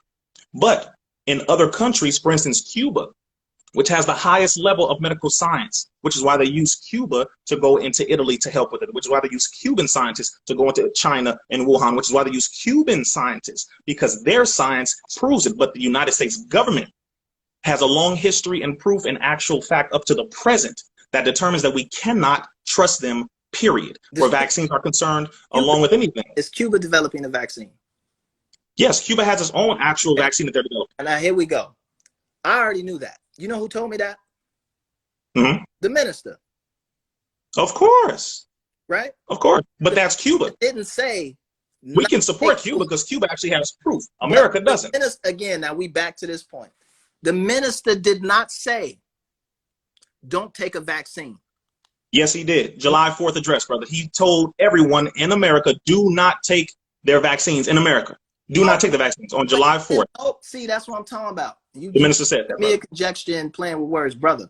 He did not say, do not take a vaccine. What did he say? Yes, he did. What did he say? He said, do not take a vaccine. He said, how can you take a vaccine when you know what they have done and what they are capable of doing at a bigger and broader level? He said, we must have our own independent virologists, our own independent chemists, our own independent scientists, our own epidemiologists to determine vaccines are safe. Until we have our own, we should not take what the United States government is giving us. That is precisely what he said verbatim, bro. We should take whose vaccine? He encouraged Cuba and America to work with Cuba. He encouraged America to work with Cuba. These are two different governments, brother. Cuba has actual proof of their science being effective and safe, their vaccines being safe. Cuba can be trusted. America cannot. Cuba has proof. America does not. Listen. I understand you're not talking to a layman, right? Absolutely not. No, you're a very intelligent brother. We're brothers. We're conversing. I understand that, right? I understand Cuba's not the heavenscape that the minister paints it either. Right, but when it comes to their science and their medicine, they're far better than America, brother. Serious problems. Yes, but Cuba's science and medicine is far better than America. In terms of that science and that medicine, I'm with you. They're not the only That's all we're talking about. They're not the only ones. Listen, they're not the only ones. I'm with you. Right. The minister did not say take vaccines. He did, brother. The minister listed out a certain list of criterions. In the face of those criterions, you should be suspicious of this, that, and the third. If America presented that information that was satisfying to the criticisms or the suspicions of the minister, on par with Cuba, right? Just an if. Now, this is an if.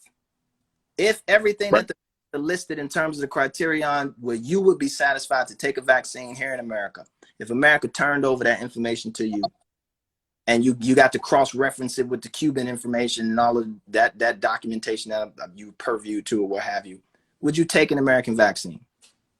I would take an American vaccine if our own scientists, epidemiologists, virologists, chemists have determined it to be safe, according to the Honorable Minister Farrakhan's words. He will not tell us to take anything that has not been determined to absolutely be safe, which is why he told us not to do it. Right. So like I said, that same list that you listed out of criterion that the minister said, if that was met in America, right? Absolutely. You would take an American vaccine. If I needed it, absolutely. That's it. So that's determined. So we have to wait to determine that, right? Right. We got to wait. Like you said, are they doing the studies right now? Did Cuba have to do its studies? Absolutely. Okay. How long did it take? Cuba is using something that has been proven for a long time to help with that. That's the difference with Cuba. Their science is far more. They've had this for a long time.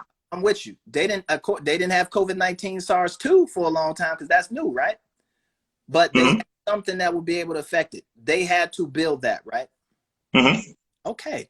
Cuba's a completely different system, right? Correct. Their packages are different, right? Correct. Science and their technology and everything else, right? It's a socialist country, right?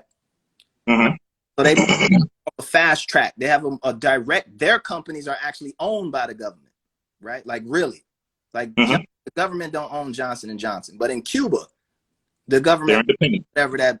Okay, So in certain instances, in certain places, Cuba is going to have, China is going to have a fast track. Russia is going to have a fast track. Places that are more corrupt, are not saying that Cuba's corrupt or China's corrupt. I'm saying places that are corrupt where they have a fast track and a direct relationship to business, right?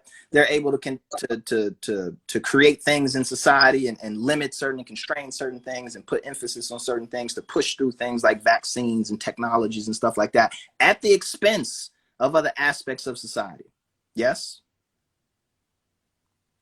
Yes? At the expense of society? Right. At the expense of other aspects of society. Right? We're going to take all the money from this and put it into this because we choose this to be important. They have the freedom to do that. You're saying Cuba, right? Cuba has the freedom to do that. Of course, they have the freedom to do whatever they choose. But we're talking about America. America in particular. does not. Really? They don't. Okay, you're going into straw man arguments, brother. We're talking about vaccines in America. That's really all we're talking about. I know. So I'm just saying that the criterion that the minister presented, Cuba's able to meet because Cuba can cut out of unnecessary bureaucracy and different things because there's a direct relationship between the government and its kind of medical institutions, vaccine makers, etc., science labs, all that. Right. Yes, and Cuba has a long track record, of actual proven track record, science, proof with people in actual testing. They cured people of it. It actually worked. Yes. Cuba is different. America doesn't have that. America does not have that. Right. So America's probably going to take a little bit longer.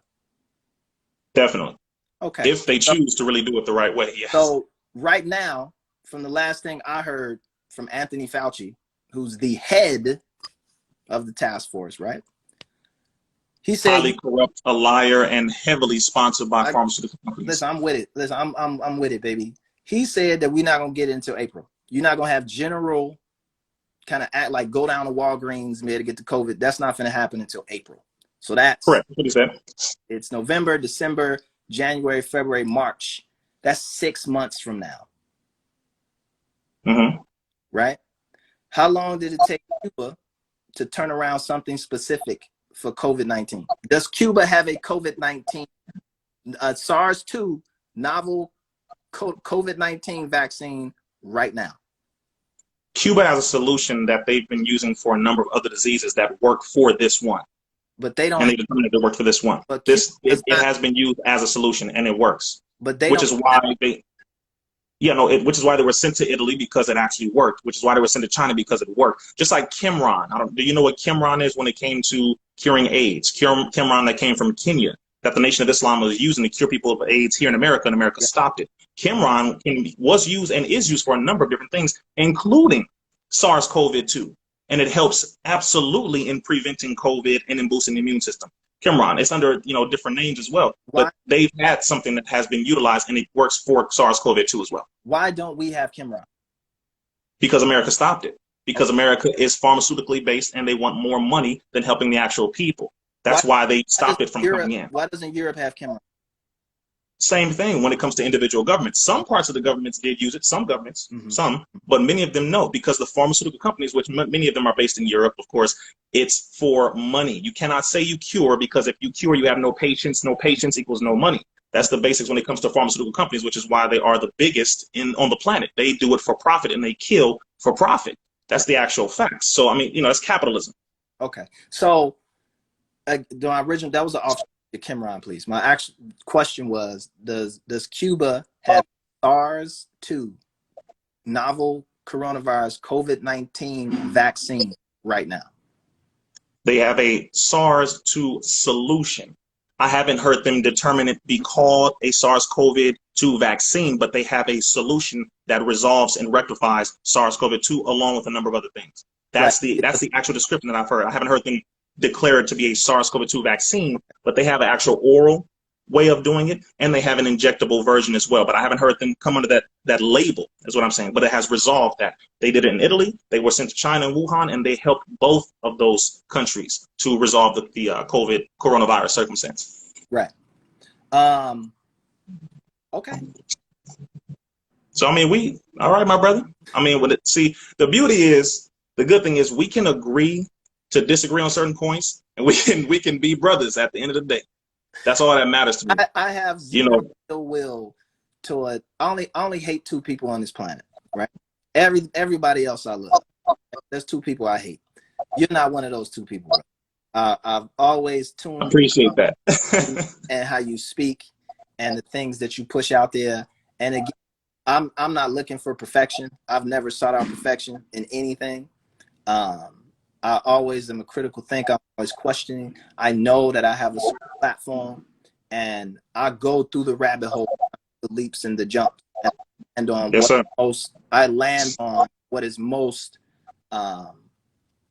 accessible to everyone, right? And yes, sir. we don't have camera for whatever reason. We don't have. We actually do. We don't and have. I'm gonna get you the information on. I'm gonna get you the information so we can get it out to more people.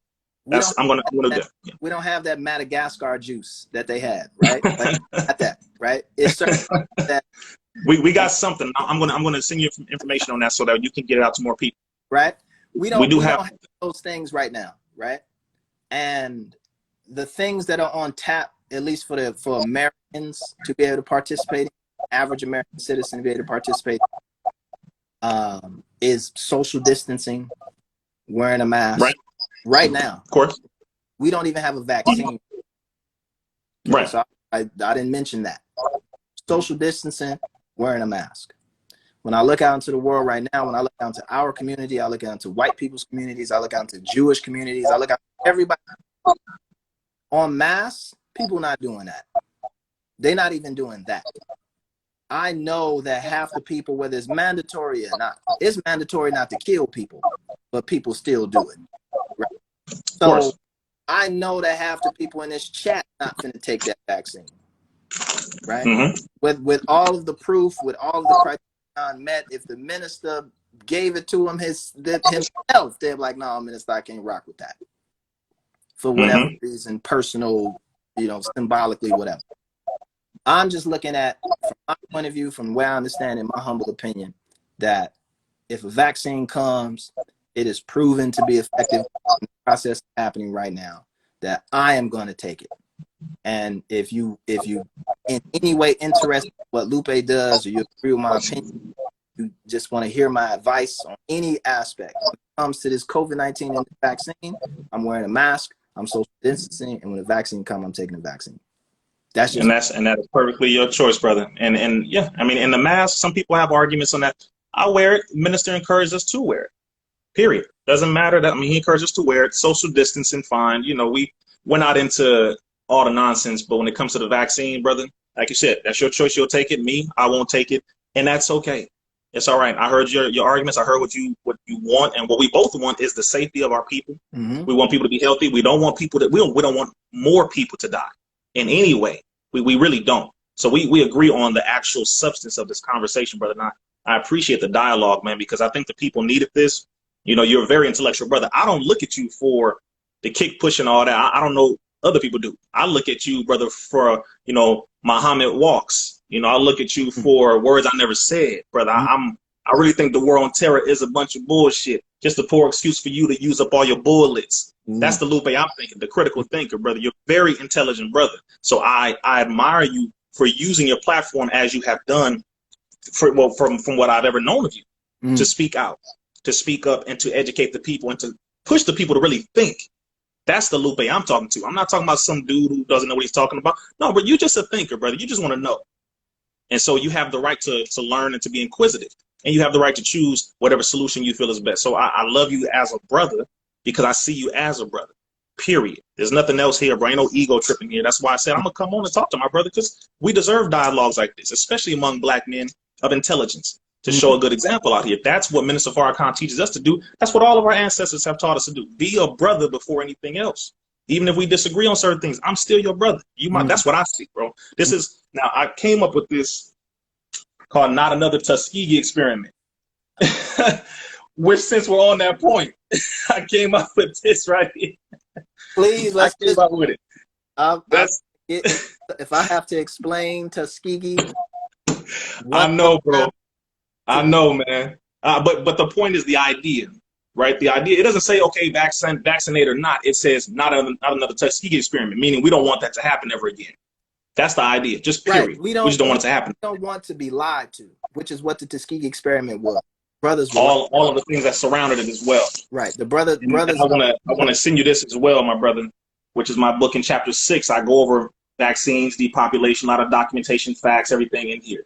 Please, please. Let's. I want to send it, because for a brother like yourself who is intelligent, you read, you're a thinker. We need to do that. So, I'm gonna send you this shirt and this book, and anybody else who's looking for, you can get the link click the link in my bio for that. But bro, it's all love, man. I appreciate the dialogue, and I pray Allah continues to bless you because you do good work. You're an intelligent brother, and you spark intellect, and that's all that we need to be doing right now. Inshallah. Make dua for me, Ak. I appreciate you. Yes, sir. Blessings to your team. MashaAllah. Assalamu alaikum. Yeah. Yes, sir. Wa alaikum assalam, my brother. Peace. Do do do do do do do do do.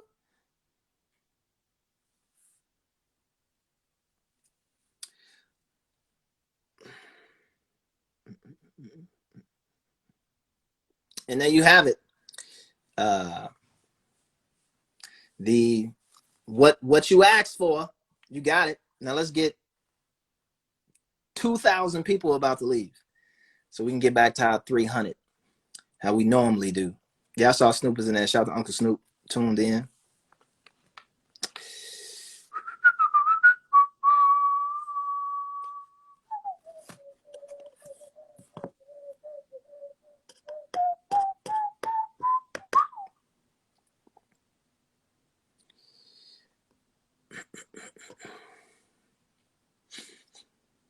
As you brothers and sisters see y'all way out of the conference hall, make sure that you drop off, pick up my newsletter. It's over there. You get back to your parking lots and y'all be safe. We're gonna wrap this up. Hold it down for the normal participants of these here lives. Get back to the 300. It's like Sparta in here.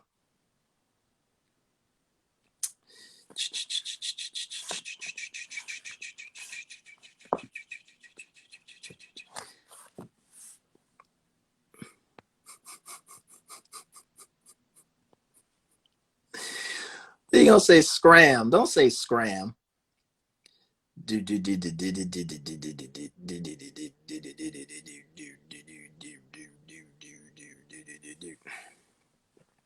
I put it to you like this, that nothing is ever perfect. Nothing. No argument, no point of view. There's always going to be some, when you have to deal with the public and deal with that variability and variety of inputs and experiences and the way people grow up and what they've been indoctrinated with and what they think and what they believe in and what they'll die for and what they'll live for, their job, all of that, all of those layers that come into what makes a person and a group. And you have to interface with that. There's always going to be constraints made. There's always going to be compromises made to communicate with at a certain level without it going into violence or turning into just a shouting match. And so there's certain ways you're going to have to speak to people and carry yourself to maintain not civility, but just to maintain a certain level of open lines of communication so you can at least get to the bottom of what the fuck is going on. So with that said, me being in a position that I am, and I speak to a lot of people, I don't expect everybody to agree with me. I don't expect everyone to get what I'm saying. I've never expected everybody to like me. I've never done that. You're talking to the nerdy kid in the class. Never cared about none of that shit. Never expected it. But what I would never let anyone do is to go off half-cocked. Meaning that I feel it's worse if I don't challenge the things that people consume and think that are false, right? Or that are incomplete statements, or that are not thoroughly laid out. And they just operate off them because it's just simple or convenient or casual for them. And they're not really invested into what the situation is from the beginning. They're just operating off of a participation trophy, right? But you're not here to really win. You're not really here to really compete. You're really a spectator. who wants to kind of come in and throw your 2 cents, but you know.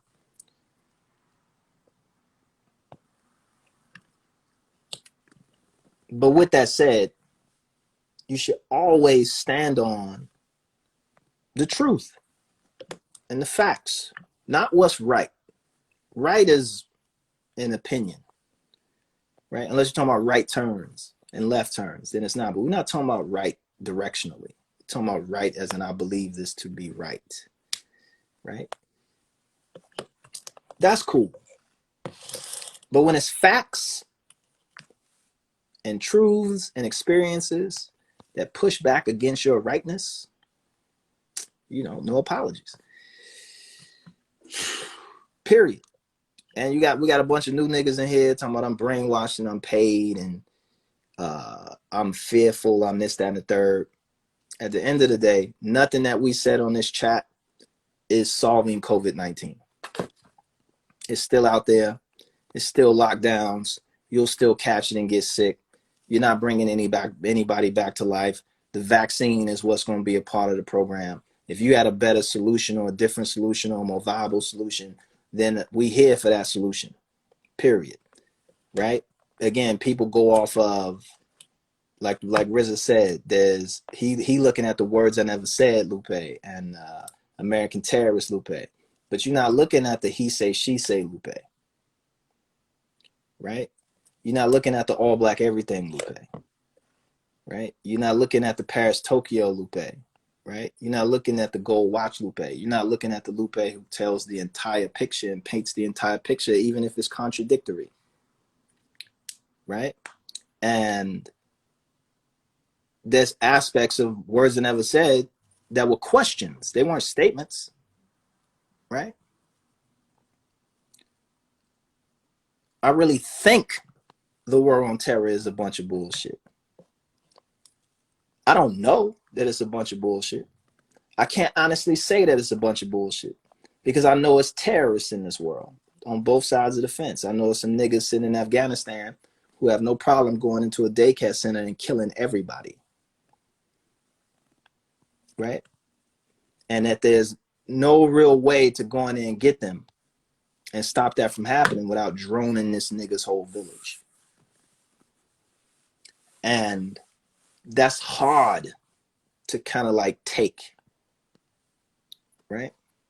I know it's black people in the hood who are better off in a field with a bullet in their head because that we should round these niggas up and give them to the Klan. Because as much as we admire them for being black entrepreneurs, they're destroying the fucking hood. They're you talking about me being afraid. Think about a grandmother, right? Who can't eat Sunday dinner on her back porch because niggas is shooting up the alley. Right? A house that she bought and paid for in a neighborhood that she had to watch fall to pieces because these young niggas were bored in math class. Damn, Lupe, that's fucked up. It's true, though. It's correct. It's a fact.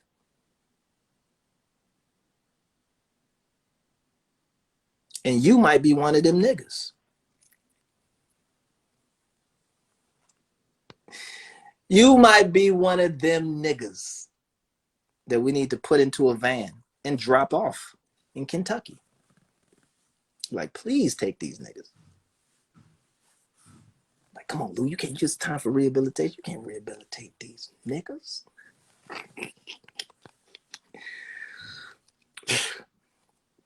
A lot of people that's new to this chat, they don't understand how we talk on the chat and we talk shit. Chicago with no gun stores with the most guns. Chicago got a bunch of gun stores. What you talking about? Chicago been had a bunch of gun stores. There's a gun store in Dalton. Well, not Dalton. What's that? Yeah, Dalton. There's a gun store in Dalton for a long time. That's not Chicago. Nigga, that's Chicago. What are you talking about?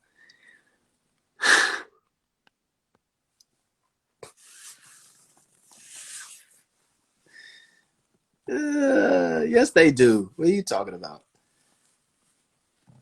It's a humongous gun store in Palatine. That's where I go get all my guns from. Indiana had full-on gun shows.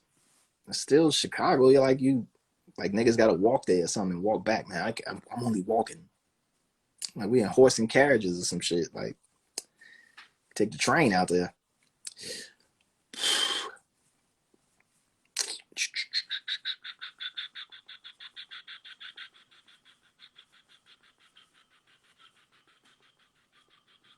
Nah, don't give him to the Klan. That's the mistake. What you gonna give him to?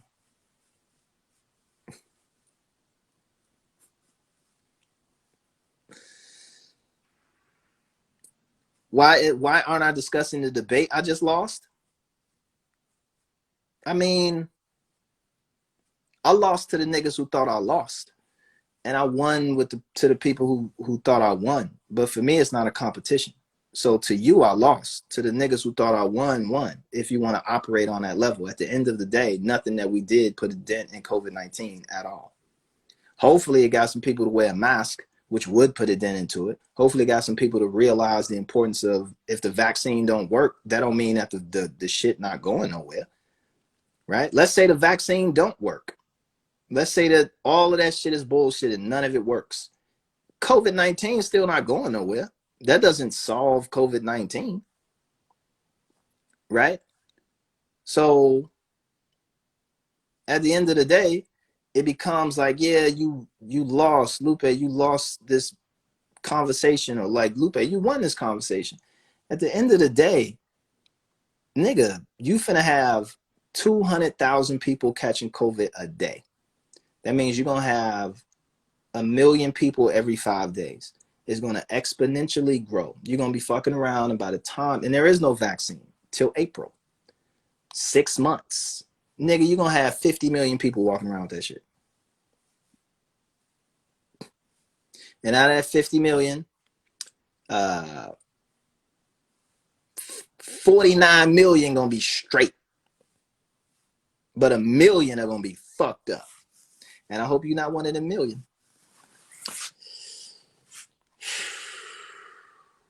Right? I hope you're not another. I hope your grandmother's not one. I hope your aunt's not one. I hope your nephew's not one.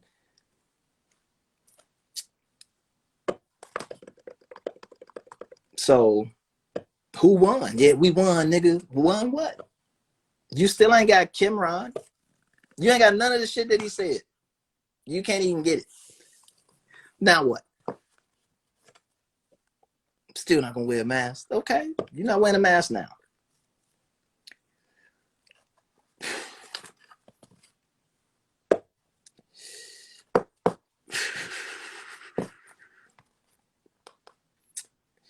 Healthy eating, well-being, exactly. People will die from vaccines. Niggas is dying now. More people will die. There's 1,000 deaths a day. 1,000 deaths a day. That's at this rate. That's with 11 million cases. Right? When it's 40 million cases, you're going to have 4,000 deaths a day. Just think about that. Right? Think about that.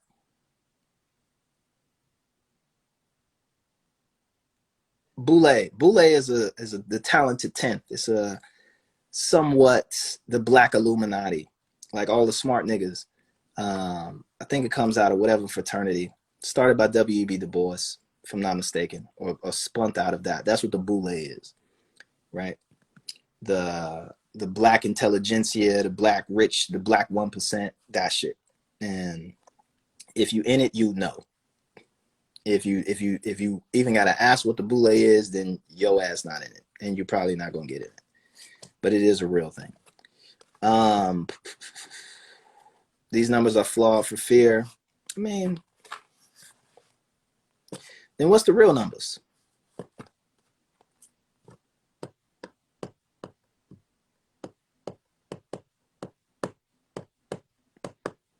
I'm still waiting on somebody to give me what the real numbers are. Who has these real numbers?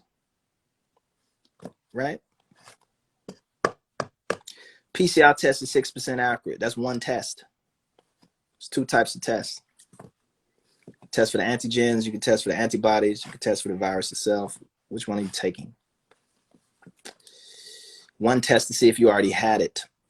One test to see if you have it.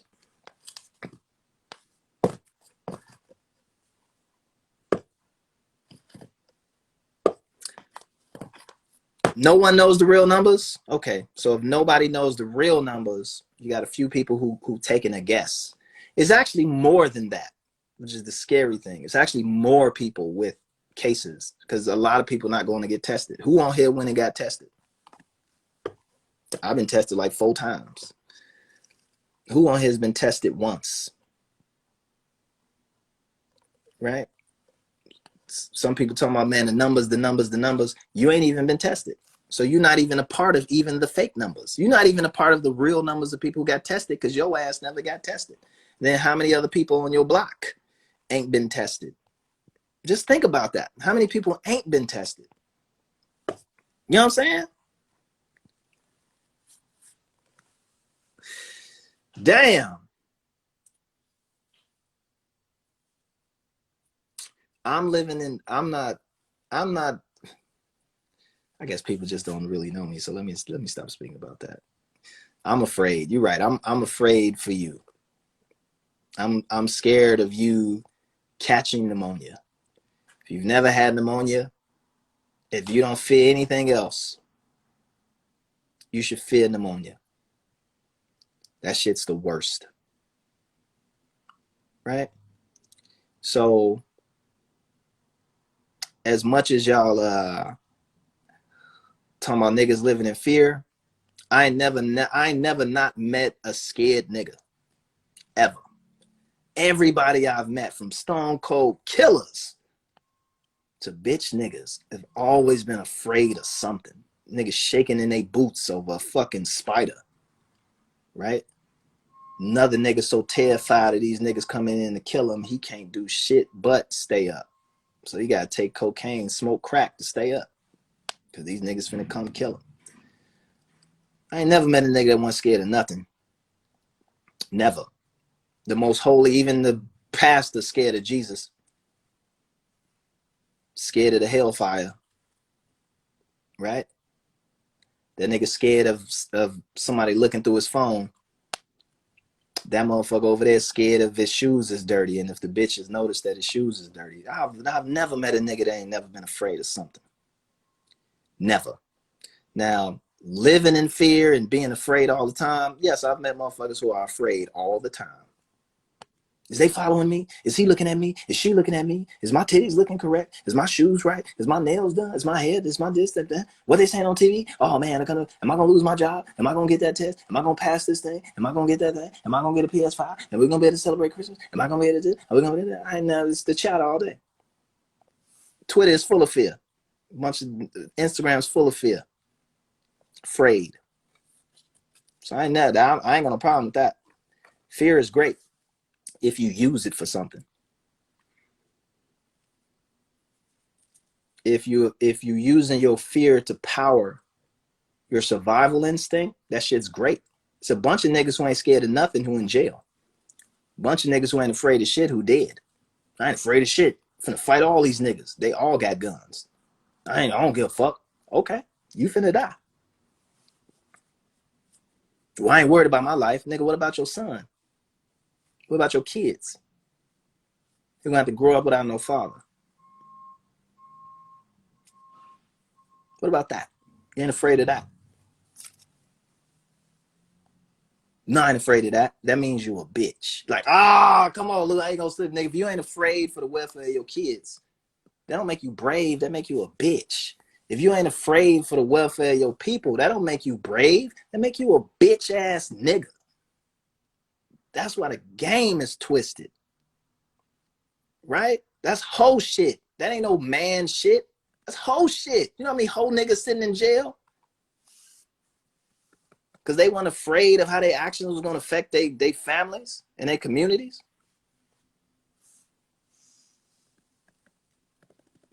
Oh, yeah. I don't know what the fuck I'm talking about. Yeah, I know. So anyway, talk about something else.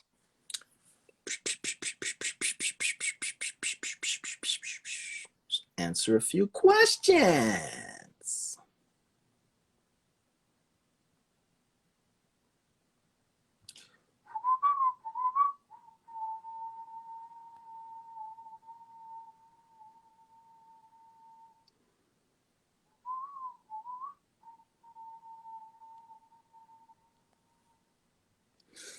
How does Australia have very little cases compared to the world? How does New Zealand have no cases? Which is right next to Australia. They had no cases. Maybe because they realized that they was on an island, right? And if we don't take this shit serious, we could all really die, right?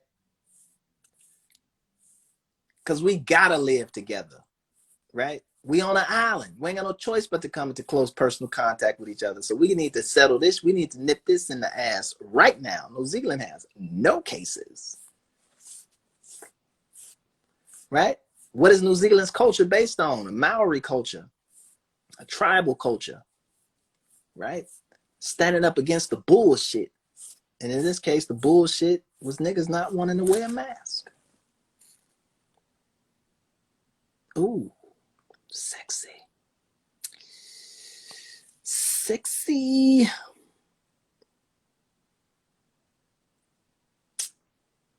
So they put on masks and social distance and it magically disappeared. No, it didn't magic because magic doesn't exist. Magic ain't real. It scientifically disappeared. That's how we're going to play that one. So they put on their mask and they social distance and it just, no, nigga, it didn't magically disappear. It scientifically disappeared, right? It biologically and biochemically disappeared. It epidemiologically disappeared. There's no such thing as magic, my G. My G, magic bars. Sarcasm, by the way. I heard, I see you, but you know I'm gonna operate off that. Masks don't stop a droplet. Yes, they do. If you got the right mask, put on one of those like put on a mask, and then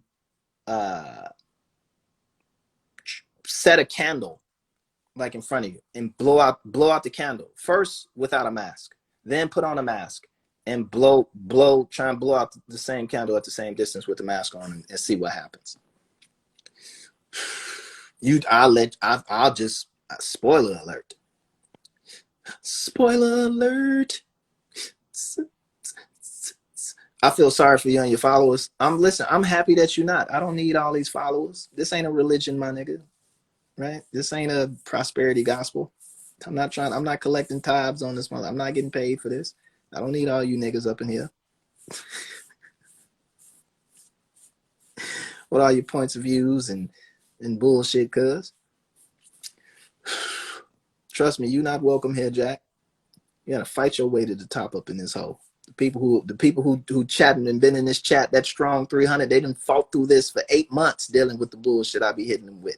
You know what I'm saying? They done been through the pain and the sarcasm and the knots and the bumps and the punches. You new ass niggas who done flew in off Rizza page. I don't give a fuck about you niggas being here or not. Nigga, I'm not selling albums on this motherfucker. I don't care about that. Ain't no shows. I'm cool.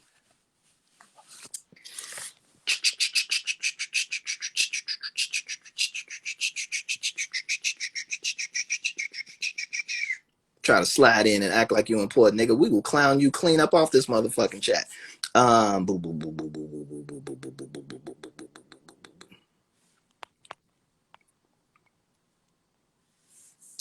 Why do you trust the FDA? Understand that a lot of these government institutions were built up precisely because you couldn't trust companies. So things like the FDA, my favorite is the EPA, which didn't exist until the 70s. So just imagine this whole time niggas was inventing plastic and gasoline and motherfucking all kinds of shit, mixing all kinds of shit with your cereal and your fruit, niggas spraying all kinds of shit on your grass. That whole time, it wasn't no EPA checking that shit at all. They were self-regulating. And them niggas was like, man, just dump that shit in the river. They're like, wait. We can't just dump this. This shit is talking. This pot started talking last night. We can't just dump this talking chemical into the fucking river. Niggas like, listen, dump that shit in the river. And it wasn't nobody to stop them.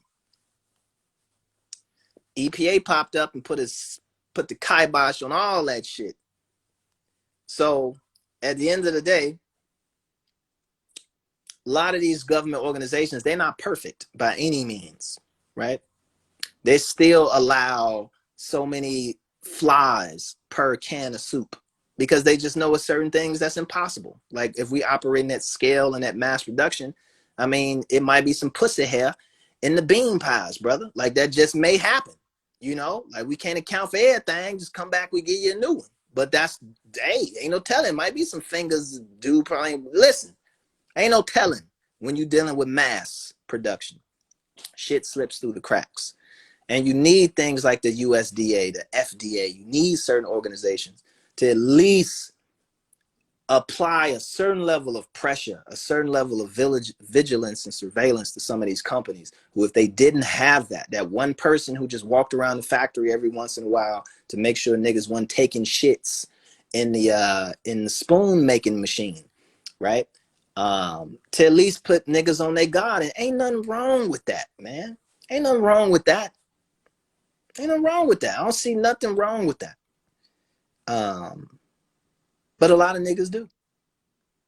So I think things like the FDA, I think they can get outside their scope. I think they can touch, and I think you need to understand what they do. The FDA doesn't make food. They don't make drugs. They try and keep other niggas in check so they don't put any old motherfucking thing in there. But also, they also act as a barrier coming the other way, where you got citizens who don't know what the fuck they talking about, or they amateur kind of armchair scientists and pharmacologists who read a book and then they throwing all this shit back toward the companies. And the company's like, hey, man, there needs to be something to filter out the bullshit and let people know, like, look, man, we not finna get everything right, but your ass not finna get everything right either. And everything we doing ain't everything wrong. We just operating off the what the fuck this is. At the end of the day, if you don't want to buy our shit, don't buy it. Right? Don't fuck with it. Right? If you want to tell all motherfuckers not to fuck with it, fine. That's fine too. But look, we got our customer base. We've proven to be successful with them. We not hijacking and fucking niggas over. Some companies do. Some companies don't. But you can't just paint them with the whole brush. And you can't just have any old nigga off the street running up in the factory trying to tell niggas how to make their shit. Like, you don't have expertise in this. You don't know what the fuck you talking about. Right? Maybe you know how to make one or two of these at the crib, but the whole mathematics and the mental gymnastics that you need to do to make 300 million of these things, a lot of the shit that you worried about ain't finna, it's not finna even be a infinitesimal concern when you're making 300 million of these motherfuckers. That's what some niggas don't understand. Motherfuckers kill you over $100. Nigga, that's my $20. $20. You arguing over motherfucking $20 to a nigga who worth 600 million. Right? He like, y'all niggas look so crazy. Right? That $20 ain't finna, it means the world to you for that day. But even for you, that $20 don't mean shit a week from now. Focus on the long term. Stop accepting. Niggas will accept 100% of nothing before they accept 5% of 100. It's just been proven to be true. Niggas will die over Niggas will die over that 0%, that 100% of nothing. They'll kill a whole block over that shit, right? But in no way, no how is they finna take that 5. But they'll kill everything for 100 or nothing. It's fucked up.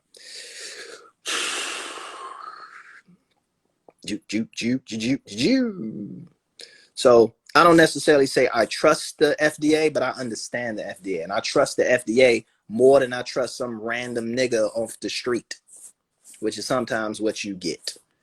Like, no, that brother is fully prepared and he got a hold like that nigga just got out the joint. Like, come on, man, you can't just be doing that. Like, I'm just saying, I'm not saying that he ain't learning, but the man was robbing niggas before this. Like, he's the con man. Come on, man, I know motherfucking con man. That brother has reformed his motherfucking self. Like, he probably has. So I'm gonna take his advice and I'm gonna just put a pin in it. I'm not gonna listen to him, but I'm gonna put a pin in it. And I'm gonna add it in to everybody else that I'm listening to too. But I'm not gonna just solely go off this nigga who fresh out. Of the pen. No disrespect involved, but brother, you got some proving to do, motherfucker. Did you?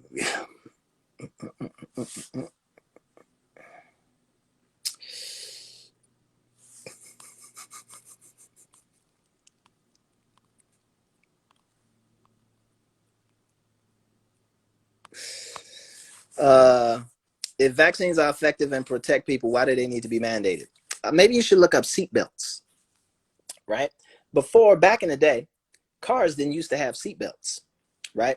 And when it was a car accident, mostly what they would be doing after they arrived on the scene will be peeling niggas off the side of telephone poles, because you would be ejected out of the windshield, out the roof, out the side of that motherfucker. Like, you would just basically just get thrown out the motherfucking car. And the safest place to be in a car, in most instances, not all, but in most instances, the safest place to be in a car during a car accident is in the fucking car. When you get launched out that motherfucker, especially at speed or on the highway, just because you had your accident, that don't mean that the 30 cars behind you know that it was an accident around this corner and they finna come and just run your ass over. So, or you might hit that guardrail, which is gonna slice you to pieces. So seat belts, which were actually not invented, but by Robert McNamara. He was a part of that. The motherfucker who, in charge of Vietnam, blowing up shit, and that evil, vicious motherfucker. He also was responsible for seat belts. Niggas didn't want to wear seatbelts. They was like, we finna make seatbelts in every car. Motherfuckers like, fuck that. Fuck all that, nigga. You're trying to take away my freedom to move and slide my arm on my baby and get my dick sucked. And you're going to fuck up my shirt and my pants and then my suit jacket. It's going to be wrinkled. I'm just trying to pull up to the function looking crisp. And you putting this motherfucking big ass seat on me. Nigga, I'm finna be fucked. I ain't finna come here looking fucked up. Fuck that. Fuck that, nigga. And they're like, all right, we finna peel your fashionable ass off the side of that wall in about like 30 minutes. Don't even worry about it. Go on ahead. And motherfuckers fought that shit tooth and nail.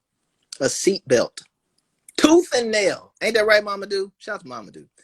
Niggas fought that shit. Like, man, fuck that seatbelt shit. Even today, they make devices where they made it where it's like they had the bell that goes off to make it annoying when you wasn't wearing your seatbelt, so you plug the bell in.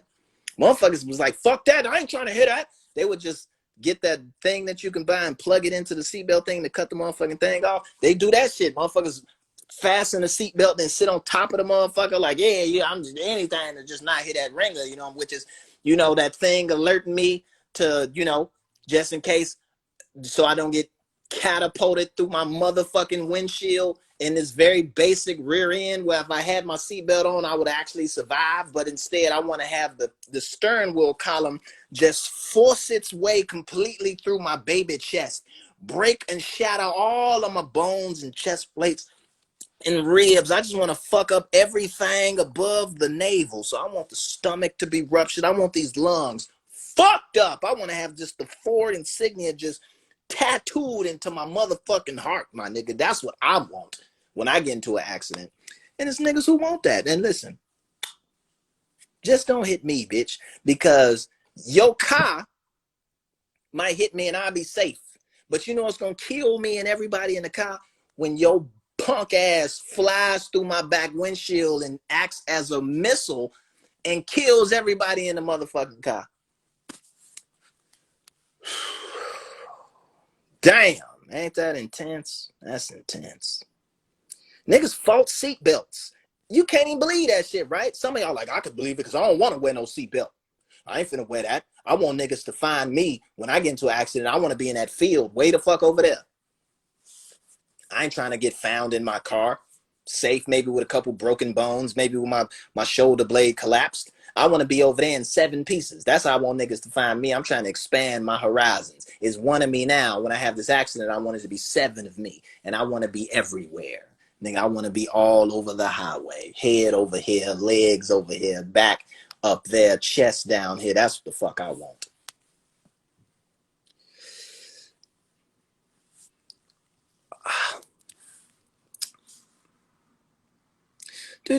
So the same way niggas fought seatbelts, they fighting vaccines. Same way. They find one moment, but it breaks. It. What if the car's on fire and then I can't cut myself out because I'm stuck in this seatbelt? Bruh, understand the impact of that accident.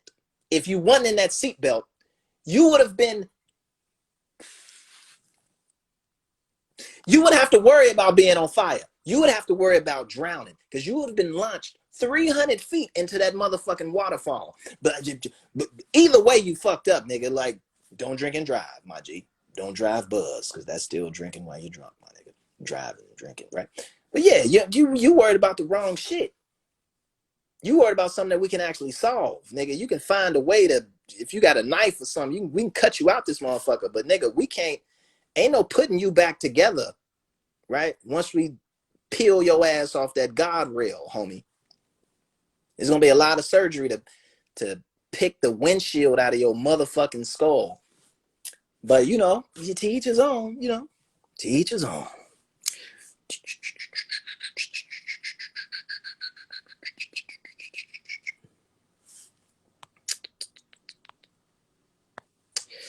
Why did you say science over God? Because some people have in their mind a very petty, weak God, a stupid God. But that ain't God. That's you, my nigga. That's you. Have you sat back and seen how the universe works? Right? You see how this shit actually goes down in the streets from a natural standpoint of view? It's in perfect balance and perfect harmony, nigga. You fucking this shit up. You got men thinking they God, operating off a man that they think is God. Oh, shit. So what you trying to say, Lupe, that niggas that be on this God argument really be talking about their personification of God? They're not talking about actual God, because God don't give, that ain't not how none of that shit work. But what about the books? Nigga, what about them books? Men wrote them books. No, man, that's the word of God. That is not the word of God. Nigga, how do you know? How do you know that it is the word of God? Because I got archaeological proof and also lexical proof and all kinds of other shit. But what you got? I got my faith. No. You got someone nigga told you. He put an image of God in your head. You've been operating off that shit ever since. That's not true. No, brother, that ain't what it is. That ain't. Yes, it is. Yes, it is. I'm cool with it though. But that's what it is. As long as we know that that's what the fuck we doing, cool. Everybody needs something to do. Niggas dress up and go do Civil War reenactments, right? You got motherfuckers who throw rubber balls into holes in the sky, right? You got some niggas who run around in circles for a living, right? You got motherfuckers who, you know, who, I don't know, what's some other stupid shit? You got niggas who ride on the back of a bull, you know, for 8 seconds with a rope tied around his dick. Like, you got niggas who do all kinds of shit because they just need something to do. I'm with it. Let's do it. But let's know what we doing, nigga. Let's at least be honest with what the fuck we doing and what this shit really is. So when people speak of this is what God wants for me, God wants you to live. This universe is built on life, right? And then when your life is over, you become the fuel for another life or another type of life. The preeminent thing is life. So at the end of the day, man, at least in the circumstances in which we live, because it's also about death too, because a bunch of motherfuckers die for no reason, right? But if you're going to look at the highest positive aspect of inserting God into your life, it's life by any means necessary, even if it means taking a fucking vaccine, right? So you can be here to do the work of God. Can't nobody do nothing with your dead ass body. We can't eat it, right? At least in the wild, when animals die, other animals eat it, right? Mothers eat their young when they die, right? Plants eat their own leaves, consume their own fruits, right? We can't do nothing with you. Why? Because the taboo, right? We need you here to keep spitting out these messages and doing these actions to improve people's lives, motherfucker. We don't need you dead because you don't want to take no vaccine. That don't make no fucking sense.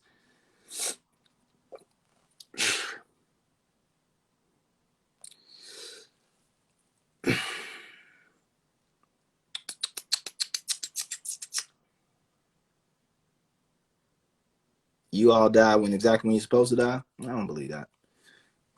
Are you a Muslim? Yes, I'm Muslim. Ain't that crazy? Like, how could you be Muslim and think that? Because this is what Islam has taken me to, an understanding of God that is above and beyond any man's attempts to create a narrative and operate off myth and metaphor and apply certain histories and certain biases to an understanding of the totality of creation, which when you open up any of these books, you like, this is this dude's opinion, and it's fantastic and it's beautiful, and it's also kind of fucked up, but there's other aspects to it which are, yeah, it's cool, but this still doesn't get me closer to anything about the totality of existence on this universe and on this planet. It doesn't. It gives me something to do, like it gives a bunch of you niggas something to do. Like, this just gives me something to do to pass the time in a beneficial way. Like, okay, cool. That ain't got shit to do with you not taking the vaccine. Ain't nothing in the Quran, nothing in the Bible, nothing in none of that shit that tells you not to take a vaccine to live. There's no martyrdom in not taking a vaccine. So I don't understand that shit.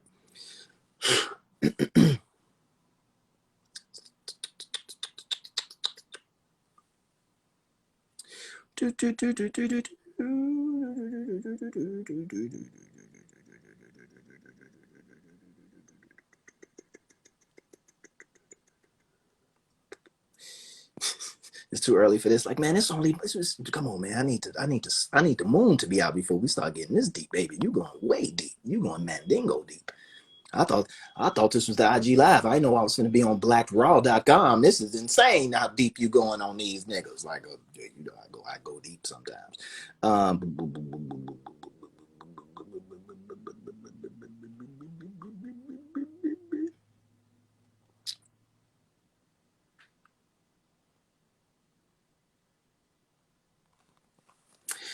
Should we trust Johnson & Johnson making a vaccine?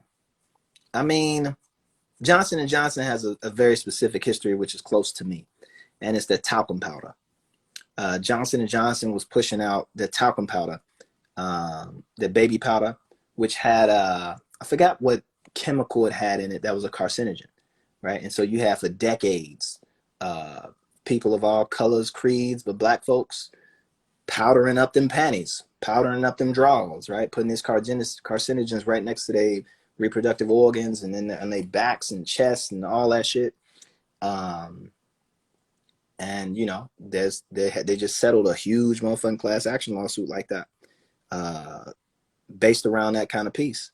So again, Johnson & Johnson isn't the government. The government doesn't own Johnson & Johnson. Right?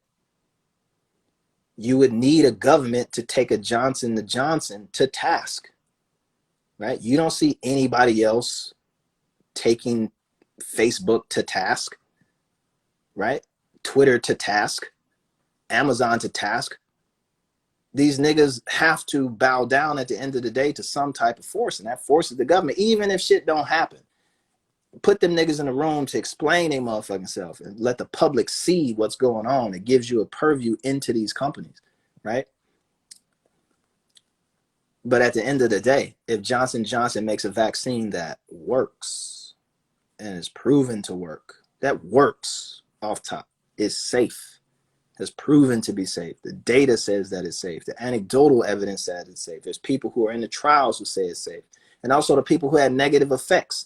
Let them talk, right? Sick of talking to niggas that ain't gonna take the shit, that will not take the shit. What about the people who take it, right? The people who are in the trials right now, right? Let them come out and say, like, look, man, that shit fucked me up, but I didn't catch COVID, right? And we should be waiting to hear what they got to say, right? And they not hard to find, right? And I'm sure if people put that out there in a big message in a big way, all the celebrities and everybody kind of asks folks, same way you wanted to get the grand jury testimony for Breonna Taylor, rest in peace, right? You wanted to get, like, we need to know what the fuck they said. And they came out and told you they didn't even present us with evidence to do the homicide and XYZ. So you got that same type of force and power. If you can do that for one case, this is the way niggas is painting it. Like, this is the end of blackness. This vaccine, they finna just drop this shit into the ghetto, and niggas finna start, everybody finna have autism and seizures and fucking Parkinson's overnight. We finna be fucked up. So if it's that level, Then shit, ask the people who actually taken the vaccine, who taking it right now. Right? Sit down with the motherfuckers and be like, hey man, do you think I should take this? Sit down with the people who got fucked up off of it. Like, hey man, do you think I should take this? Right? If that motherfucker tell you no, like no, I don't care what the studies say, I don't care what Moderna say, I don't care, like don't take that shit, then there you go. Don't take that motherfucker. But if the motherfuckers is coming out like, look, I went through the whole trial, I went through the whole shit. I know I didn't get the placebo, I actually got the vaccine itself. And look, let me tell you something. Take that shit. You take that motherfucker. I don't need that, but I'm saying if you need that level of assurance and that level of kind of relationship to somebody who's actually going through it, not just Lupe talking about the shit or Rizza talking about the shit or you talking about the shit, but somebody who actually took the shit, and then let them tell you. And there you go. There'd be a bunch of motherfuckers who ain't never took a vaccine, ain't never did nothing, ain't finna do this, trying to tell you all the shit. Even me, trying to tell you all what to do. Fuck me. Fuck us. Go talk to people that's actually taking it. How about that? That seems fair and legitimate and easy. It eliminates all the back and forth and bullshit. And this nigga said that. And there you go.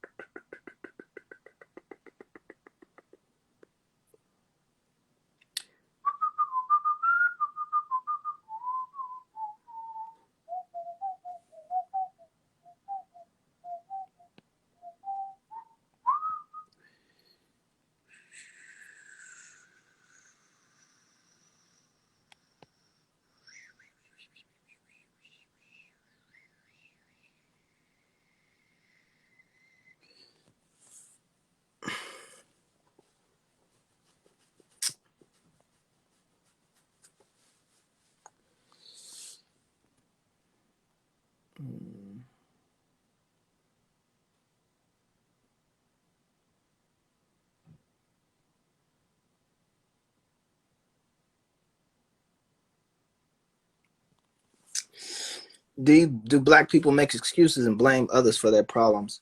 Everybody does that, man. White people blame black people for their problems. Everybody gonna blame somebody for their problems. That's not just a black thing.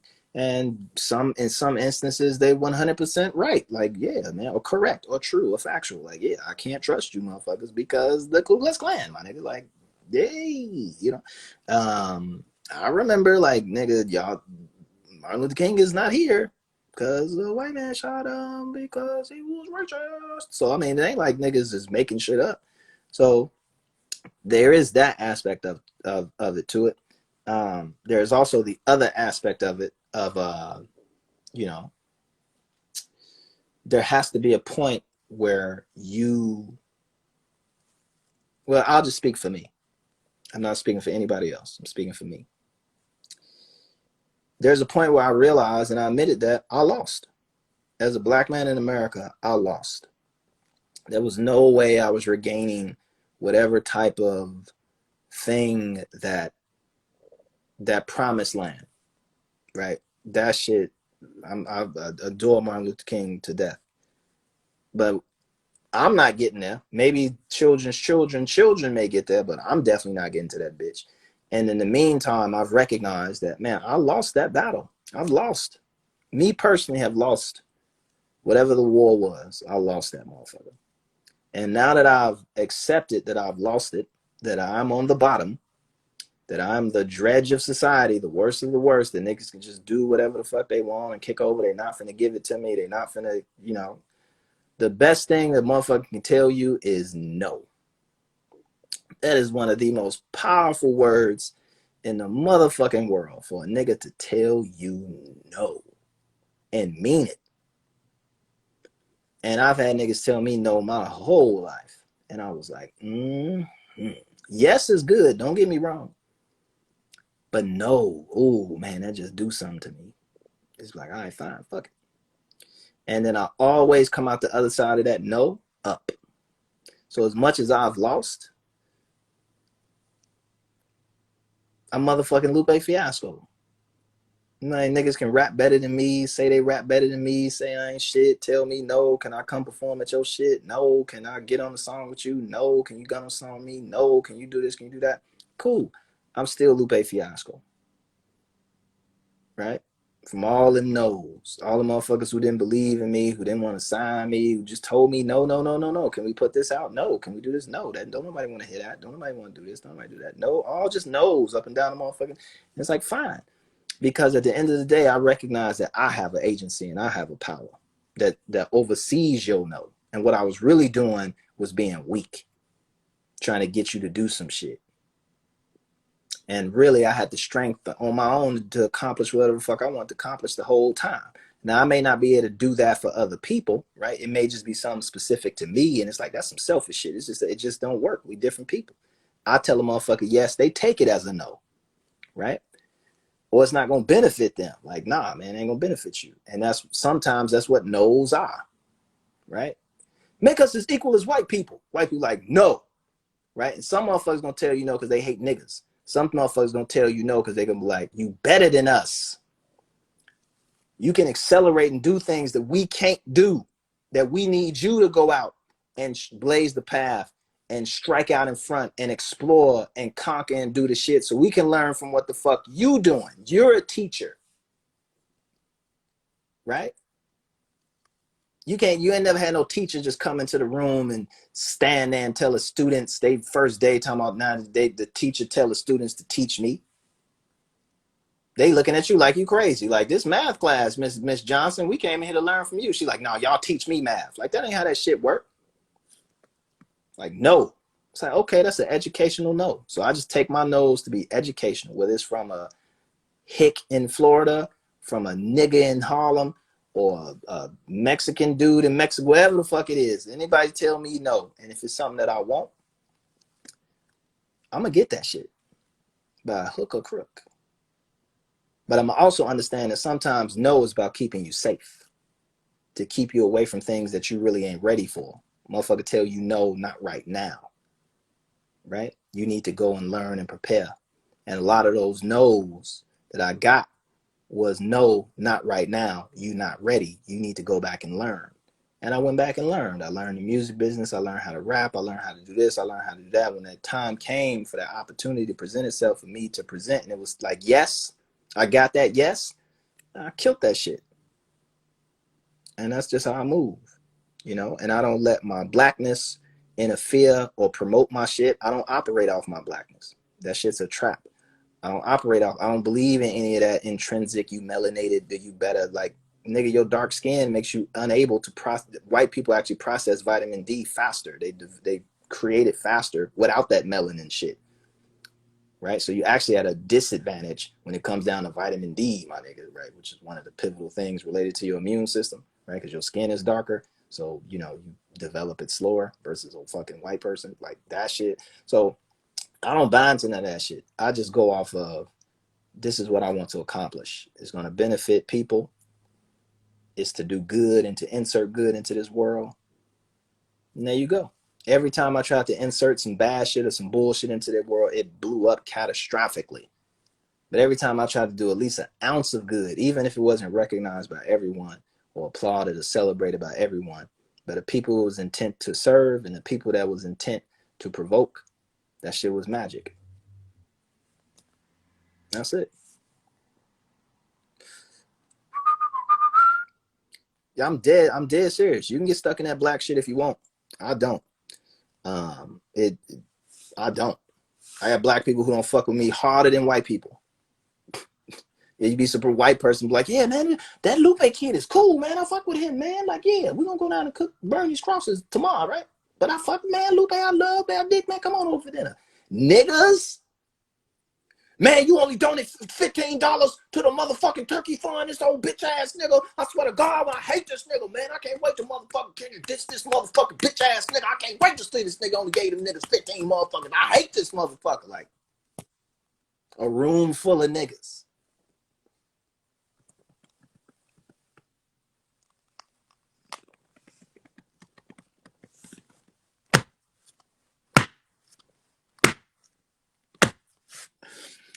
Shit.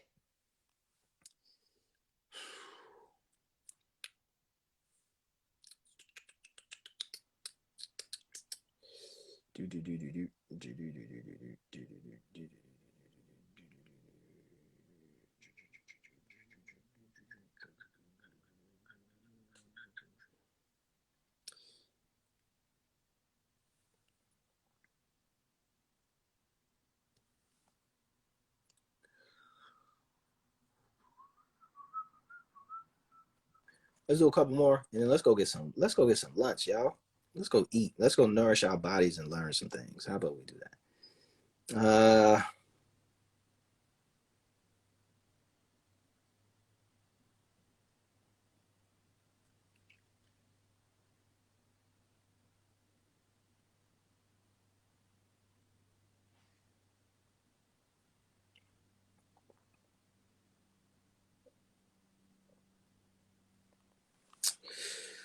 What are you afraid of, OG Lupe? I fear no man at all in any capacity. I don't fear that at all. I don't fear death. I don't even fear dying. Like the process of dying, I don't even fear that. Um, I fear other people being hurt, you know? Like, because I know what pain is. And I know what darkness and depression and all that shit is. And I know how that feels. And so I hate for other folks to feel like that because I fear other folks feeling like that. But it also drives me to inspire those type of people.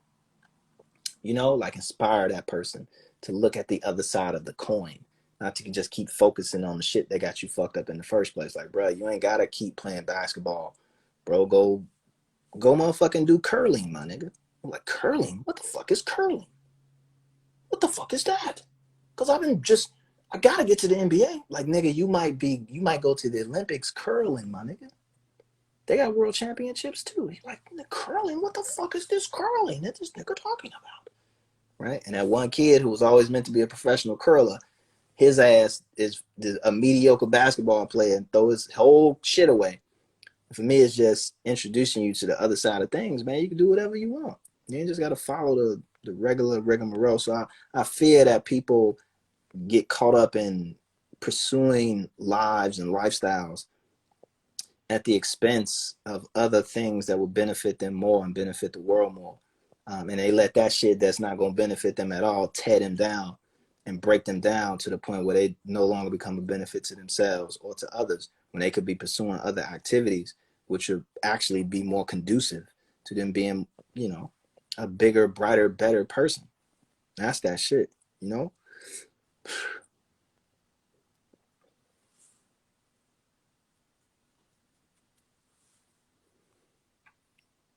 Basketball is cheaper. But yeah, that's the thing, right? Like basketball is cheaper. But fuck that. Like, play some expensive shit. They're like, come on, man. What you mean play something more expensive so you can really appreciate the shit, right? So you can really get into the motherfucking the nooks and the crannies of that motherfucking really just absorb yourself because you know this shit costing you $100 an hour. So you're gonna take this shit a little bit more serious. I'm just go and shoot around. Yeah, it don't matter. I'm just gonna shoot around at the park and shit. I'm just shoot around, right? Teachers do both. But do both. Some of us like, I ain't doing nothing else but this. Ball is life. And I ain't shitting on basketball. Not at all. But I'm just saying there's some folks. There's a great book that you should read. Because I got books too. They not mine. But you should check that out. To Be Popular, To Be Smart. The Black Peer Group by Jawanza Kumfuju. He breaks this down. He talks about basketball too in this motherfucker. This book was written in the 80s. Something like that. So get Rizza's book, but also make sure you pick up Jawanza Kumfuju's book. It'll blow your mind. Your little black mind. And your white mind too. Well, introduce curling to the Chicago community. The research aren't there. Don't tell someone to do something you know the financial restraints within the inner city communities. You're from Chicago, right? Yeah, I mean, have you ever even heard of curling until I just told you? Isn't this me introducing curling into a bunch of motherfuckers' heads who just now heard this shit for the first time ever? And then when they go Google it, which half these niggas ain't, the other half will, they're gonna say, oh, I know what that shit is. Then you're gonna have 25% that's like, I ain't doing that shit. You're gonna have 25 another percent, maybe 20% that's left gonna be like, I ain't doing that shit either. But you're gonna have 5% that's like, it looks like something I might be interested in doing. curling, and you on the internet finding out where the fuck to play curling at. And hopefully it's a place that's not in Inglewood, so you don't get shot on your motherfucking way to the curling house. And you got to get on train and go way the fuck up north and experience a whole new neighborhood and a whole new group of people going in there to do your curling. And you come in that bitch, I'm like, what the fuck is this little nigger doing in here? Like, come on, man, chill out, chill out. What you doing in here, little homie? He's like, I just came to curl. The fuck you know about curling? The gym up the street. He's like, nah, bitch, you ain't finna pull this one over on me. Lupe told me what curling is. I've Googled the shit, or I've done my research. I'm ready, bitch. Let's go. I got my curling shoes right now. I'm finna kill y'all motherfuckers up in here. You never know. You know what I'm saying? You never know. Again, I ain't trying to save all you motherfuckers. The boat ain't big enough, baby. Just trying to get a few. Just a couple. That's all I need. This ain't Noah's Ark.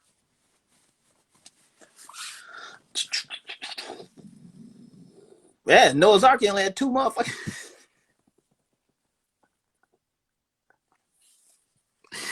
Noah only had 2 people, two, his family and a couple friends, and then like I just need 2 everything else. It was, you know how many goats, cows, and chickens they never did shit to nobody? Gone, all in the soup. They sitting there looking crazy. Dinosaurs, like, goddamn, Noah, you a whole bitch out here. You couldn't put us on that, huh? You a whole bitch. I'm educated. You're not saying anything over here. I just wanted to understand your anger is coming from. I'm not upset. Maybe you confusing what you pursuing as being anger. I'm a very jovial person, but I'm also a very serious person. And when I mention curling, I can mention 1,000 other motherfucking sports that niggas could be doing other than basketball that they might have a career path in. And if it's not even a career path, it'll open their mind up. Remember, I brought up the issue of basketball because niggas, that's the only thing that niggas see. Niggas think the only thing to do is fucking rap, right? Motherfuckers like, fuck playing that piano, right? Fuck that horn, right? Fuck tap dancing. Fuck dancing. Nigga, I'm not gay. Nothing to dance. Modern dance. Fuck that. I know I'm super limber and flexible, and I can do those moves, and I have a height advantage, and I would be an amazing ballet dancer, but fuck all that. I know I got a very deep voice, and maybe it's more suitable to singing opera, and maybe I could just do opera, and maybe travel the world doing opera, because there's a bunch of opera houses all around the fucking world, and maybe there's that part. Maybe. I don't know. Who knows, though? That's all I'm saying, cuz. That's it. We finna get up out of here, though. Finna get up out of here. Let's do one more.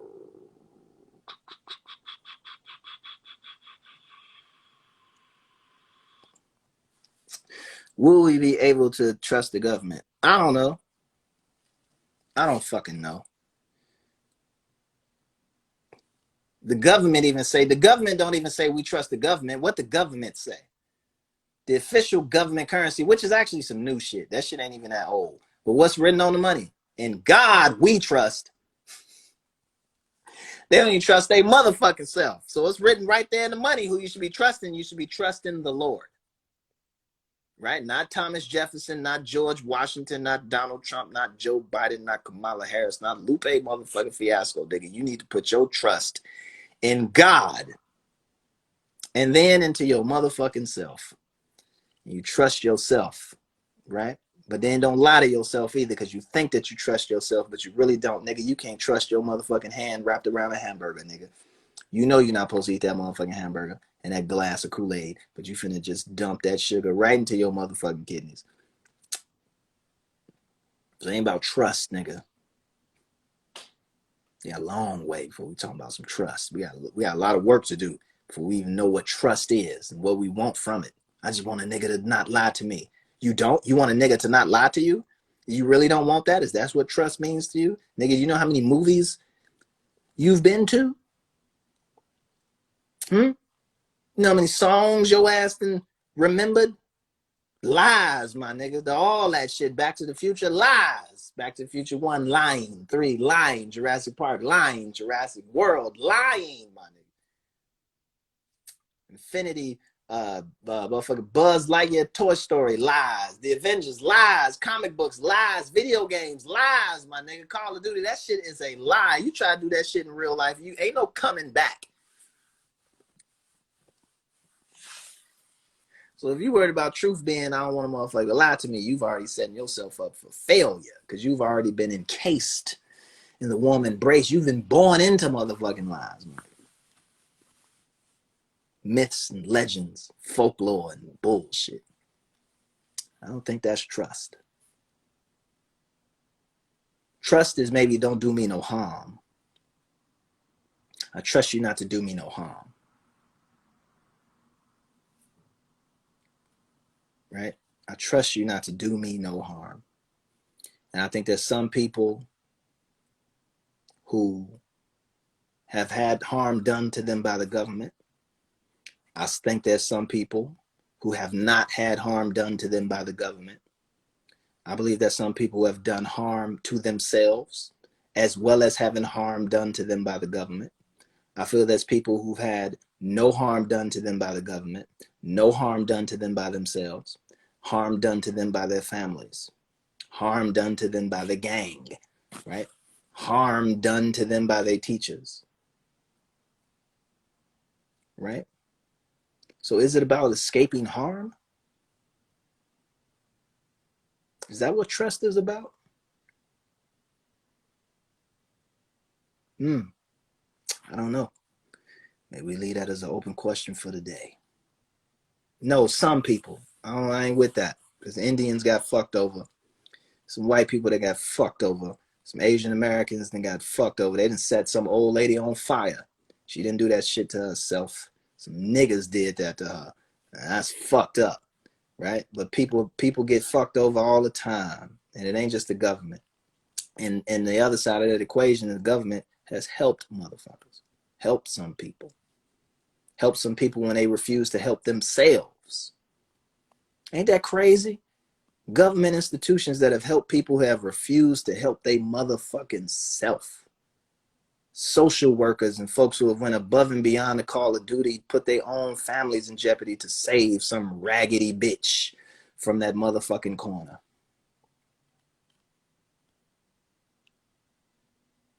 Right? That teacher who works for the government who don't get paid shit, who show up every day in that public motherfucking school operated and funded and ran by the government, sitting there trying to teach them kids the right way to come from all type of backwards bullshit homes, coming to school only to eat, sitting there suffering and crying at the end of the motherfucking day. And her ass sit up there and teach you math like it's the last thing on this motherfucking planet. And believing in you when you don't believe in your motherfucking self. And that's the government, homie. You know what I'm saying? Like, you ain't finna throw out all that shit. Period. So is that in every case? No. But it's in some cases. And for some motherfuckers, they wouldn't be where they at right now if it wasn't for the U.S. motherfucking government promoting and helping and believing in their motherfucking struggle and trying to do its best to make sure a motherfucker came out on top as much as they could let a motherfucker do. And in some motherfuckers, they broke them all the way down.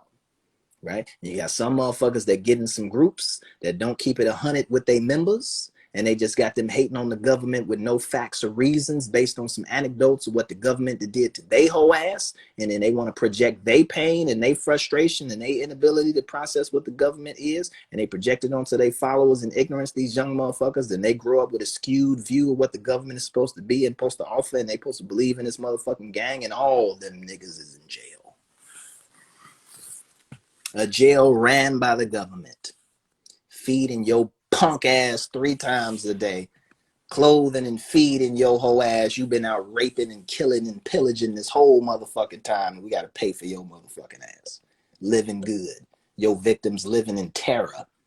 Can't go to sleep, addicted to motherfucking pills and all type of bullshit to try and sleep away the pain of you raping some young woman, bitch ass nigga. You want to tell me about socialism and capitalism and the government? The fuck out of here. So anyway. Oh, it get real. Coronavirus is still a thing. Make sure that you're practicing physical distancing. Make sure you wear a mask that covers the mouth and the nose. Condolences to the folks who passed during this time. Prayers with you and your family. If you're sick, hope you're on the road to recovery and getting better. Coronavirus is still a thing. Make sure that you're practicing physical distancing. Make sure you wear a mask that covers the mouth and the nose. Condolences to the folks who passed during this time. Prayers with you and your family. If you're sick, hope you're on the road to recovery and getting better. House EP. House is myself and Kayla Ellis, featuring Virgil Abloh, Crystal Torres, and Graham Burris. Tape. myself and Soundtrack. Both EPs are available right now playing on Apple Music and Spotify Music, and mostly wherever you get your music from. And also make sure you go and subscribe to the podcast, the official podcast, the Lupe and Royce Show, which is myself and Royce the 5'9" with Tom Frank, brought to you by Say What Media. Go to saywhat.media to get more information about the podcast. We drop episodes every Thursday. We're on our, I think, 9th episode or 8th or something like that. We also got a couple episodes up on YouTube. Shout out to everybody who supported the podcast thus far. We really appreciate you. Make sure you subscribe and comment, leave a message. Tell us how we're doing. We got a nice 5-star rating, and we appreciate the fans for showing support and loving the podcast. Merchandise coming soon. Shouts to the brother Rizza Islam for the very insightful conversation and dialogue. I truly, really appreciate it. I am a sarcastic punk ass nigga sometimes, but I am also very crafty in my way about approaching things. And I appreciate him stepping into the fray and enlightening not only my audience, but also giving me the opportunity to add some value to his audience, and value has definitely been added on both sides. So appreciate the brother for the wholesome and beneficial talk. And that's it, man. That's it, like a motherfucker. We'll keep this up for y'all that didn't check out the talk with the brother Rizza Islam. I know a lot of people want to see that, so you can check that out on the IGTV. And on that note, peace and much love to you.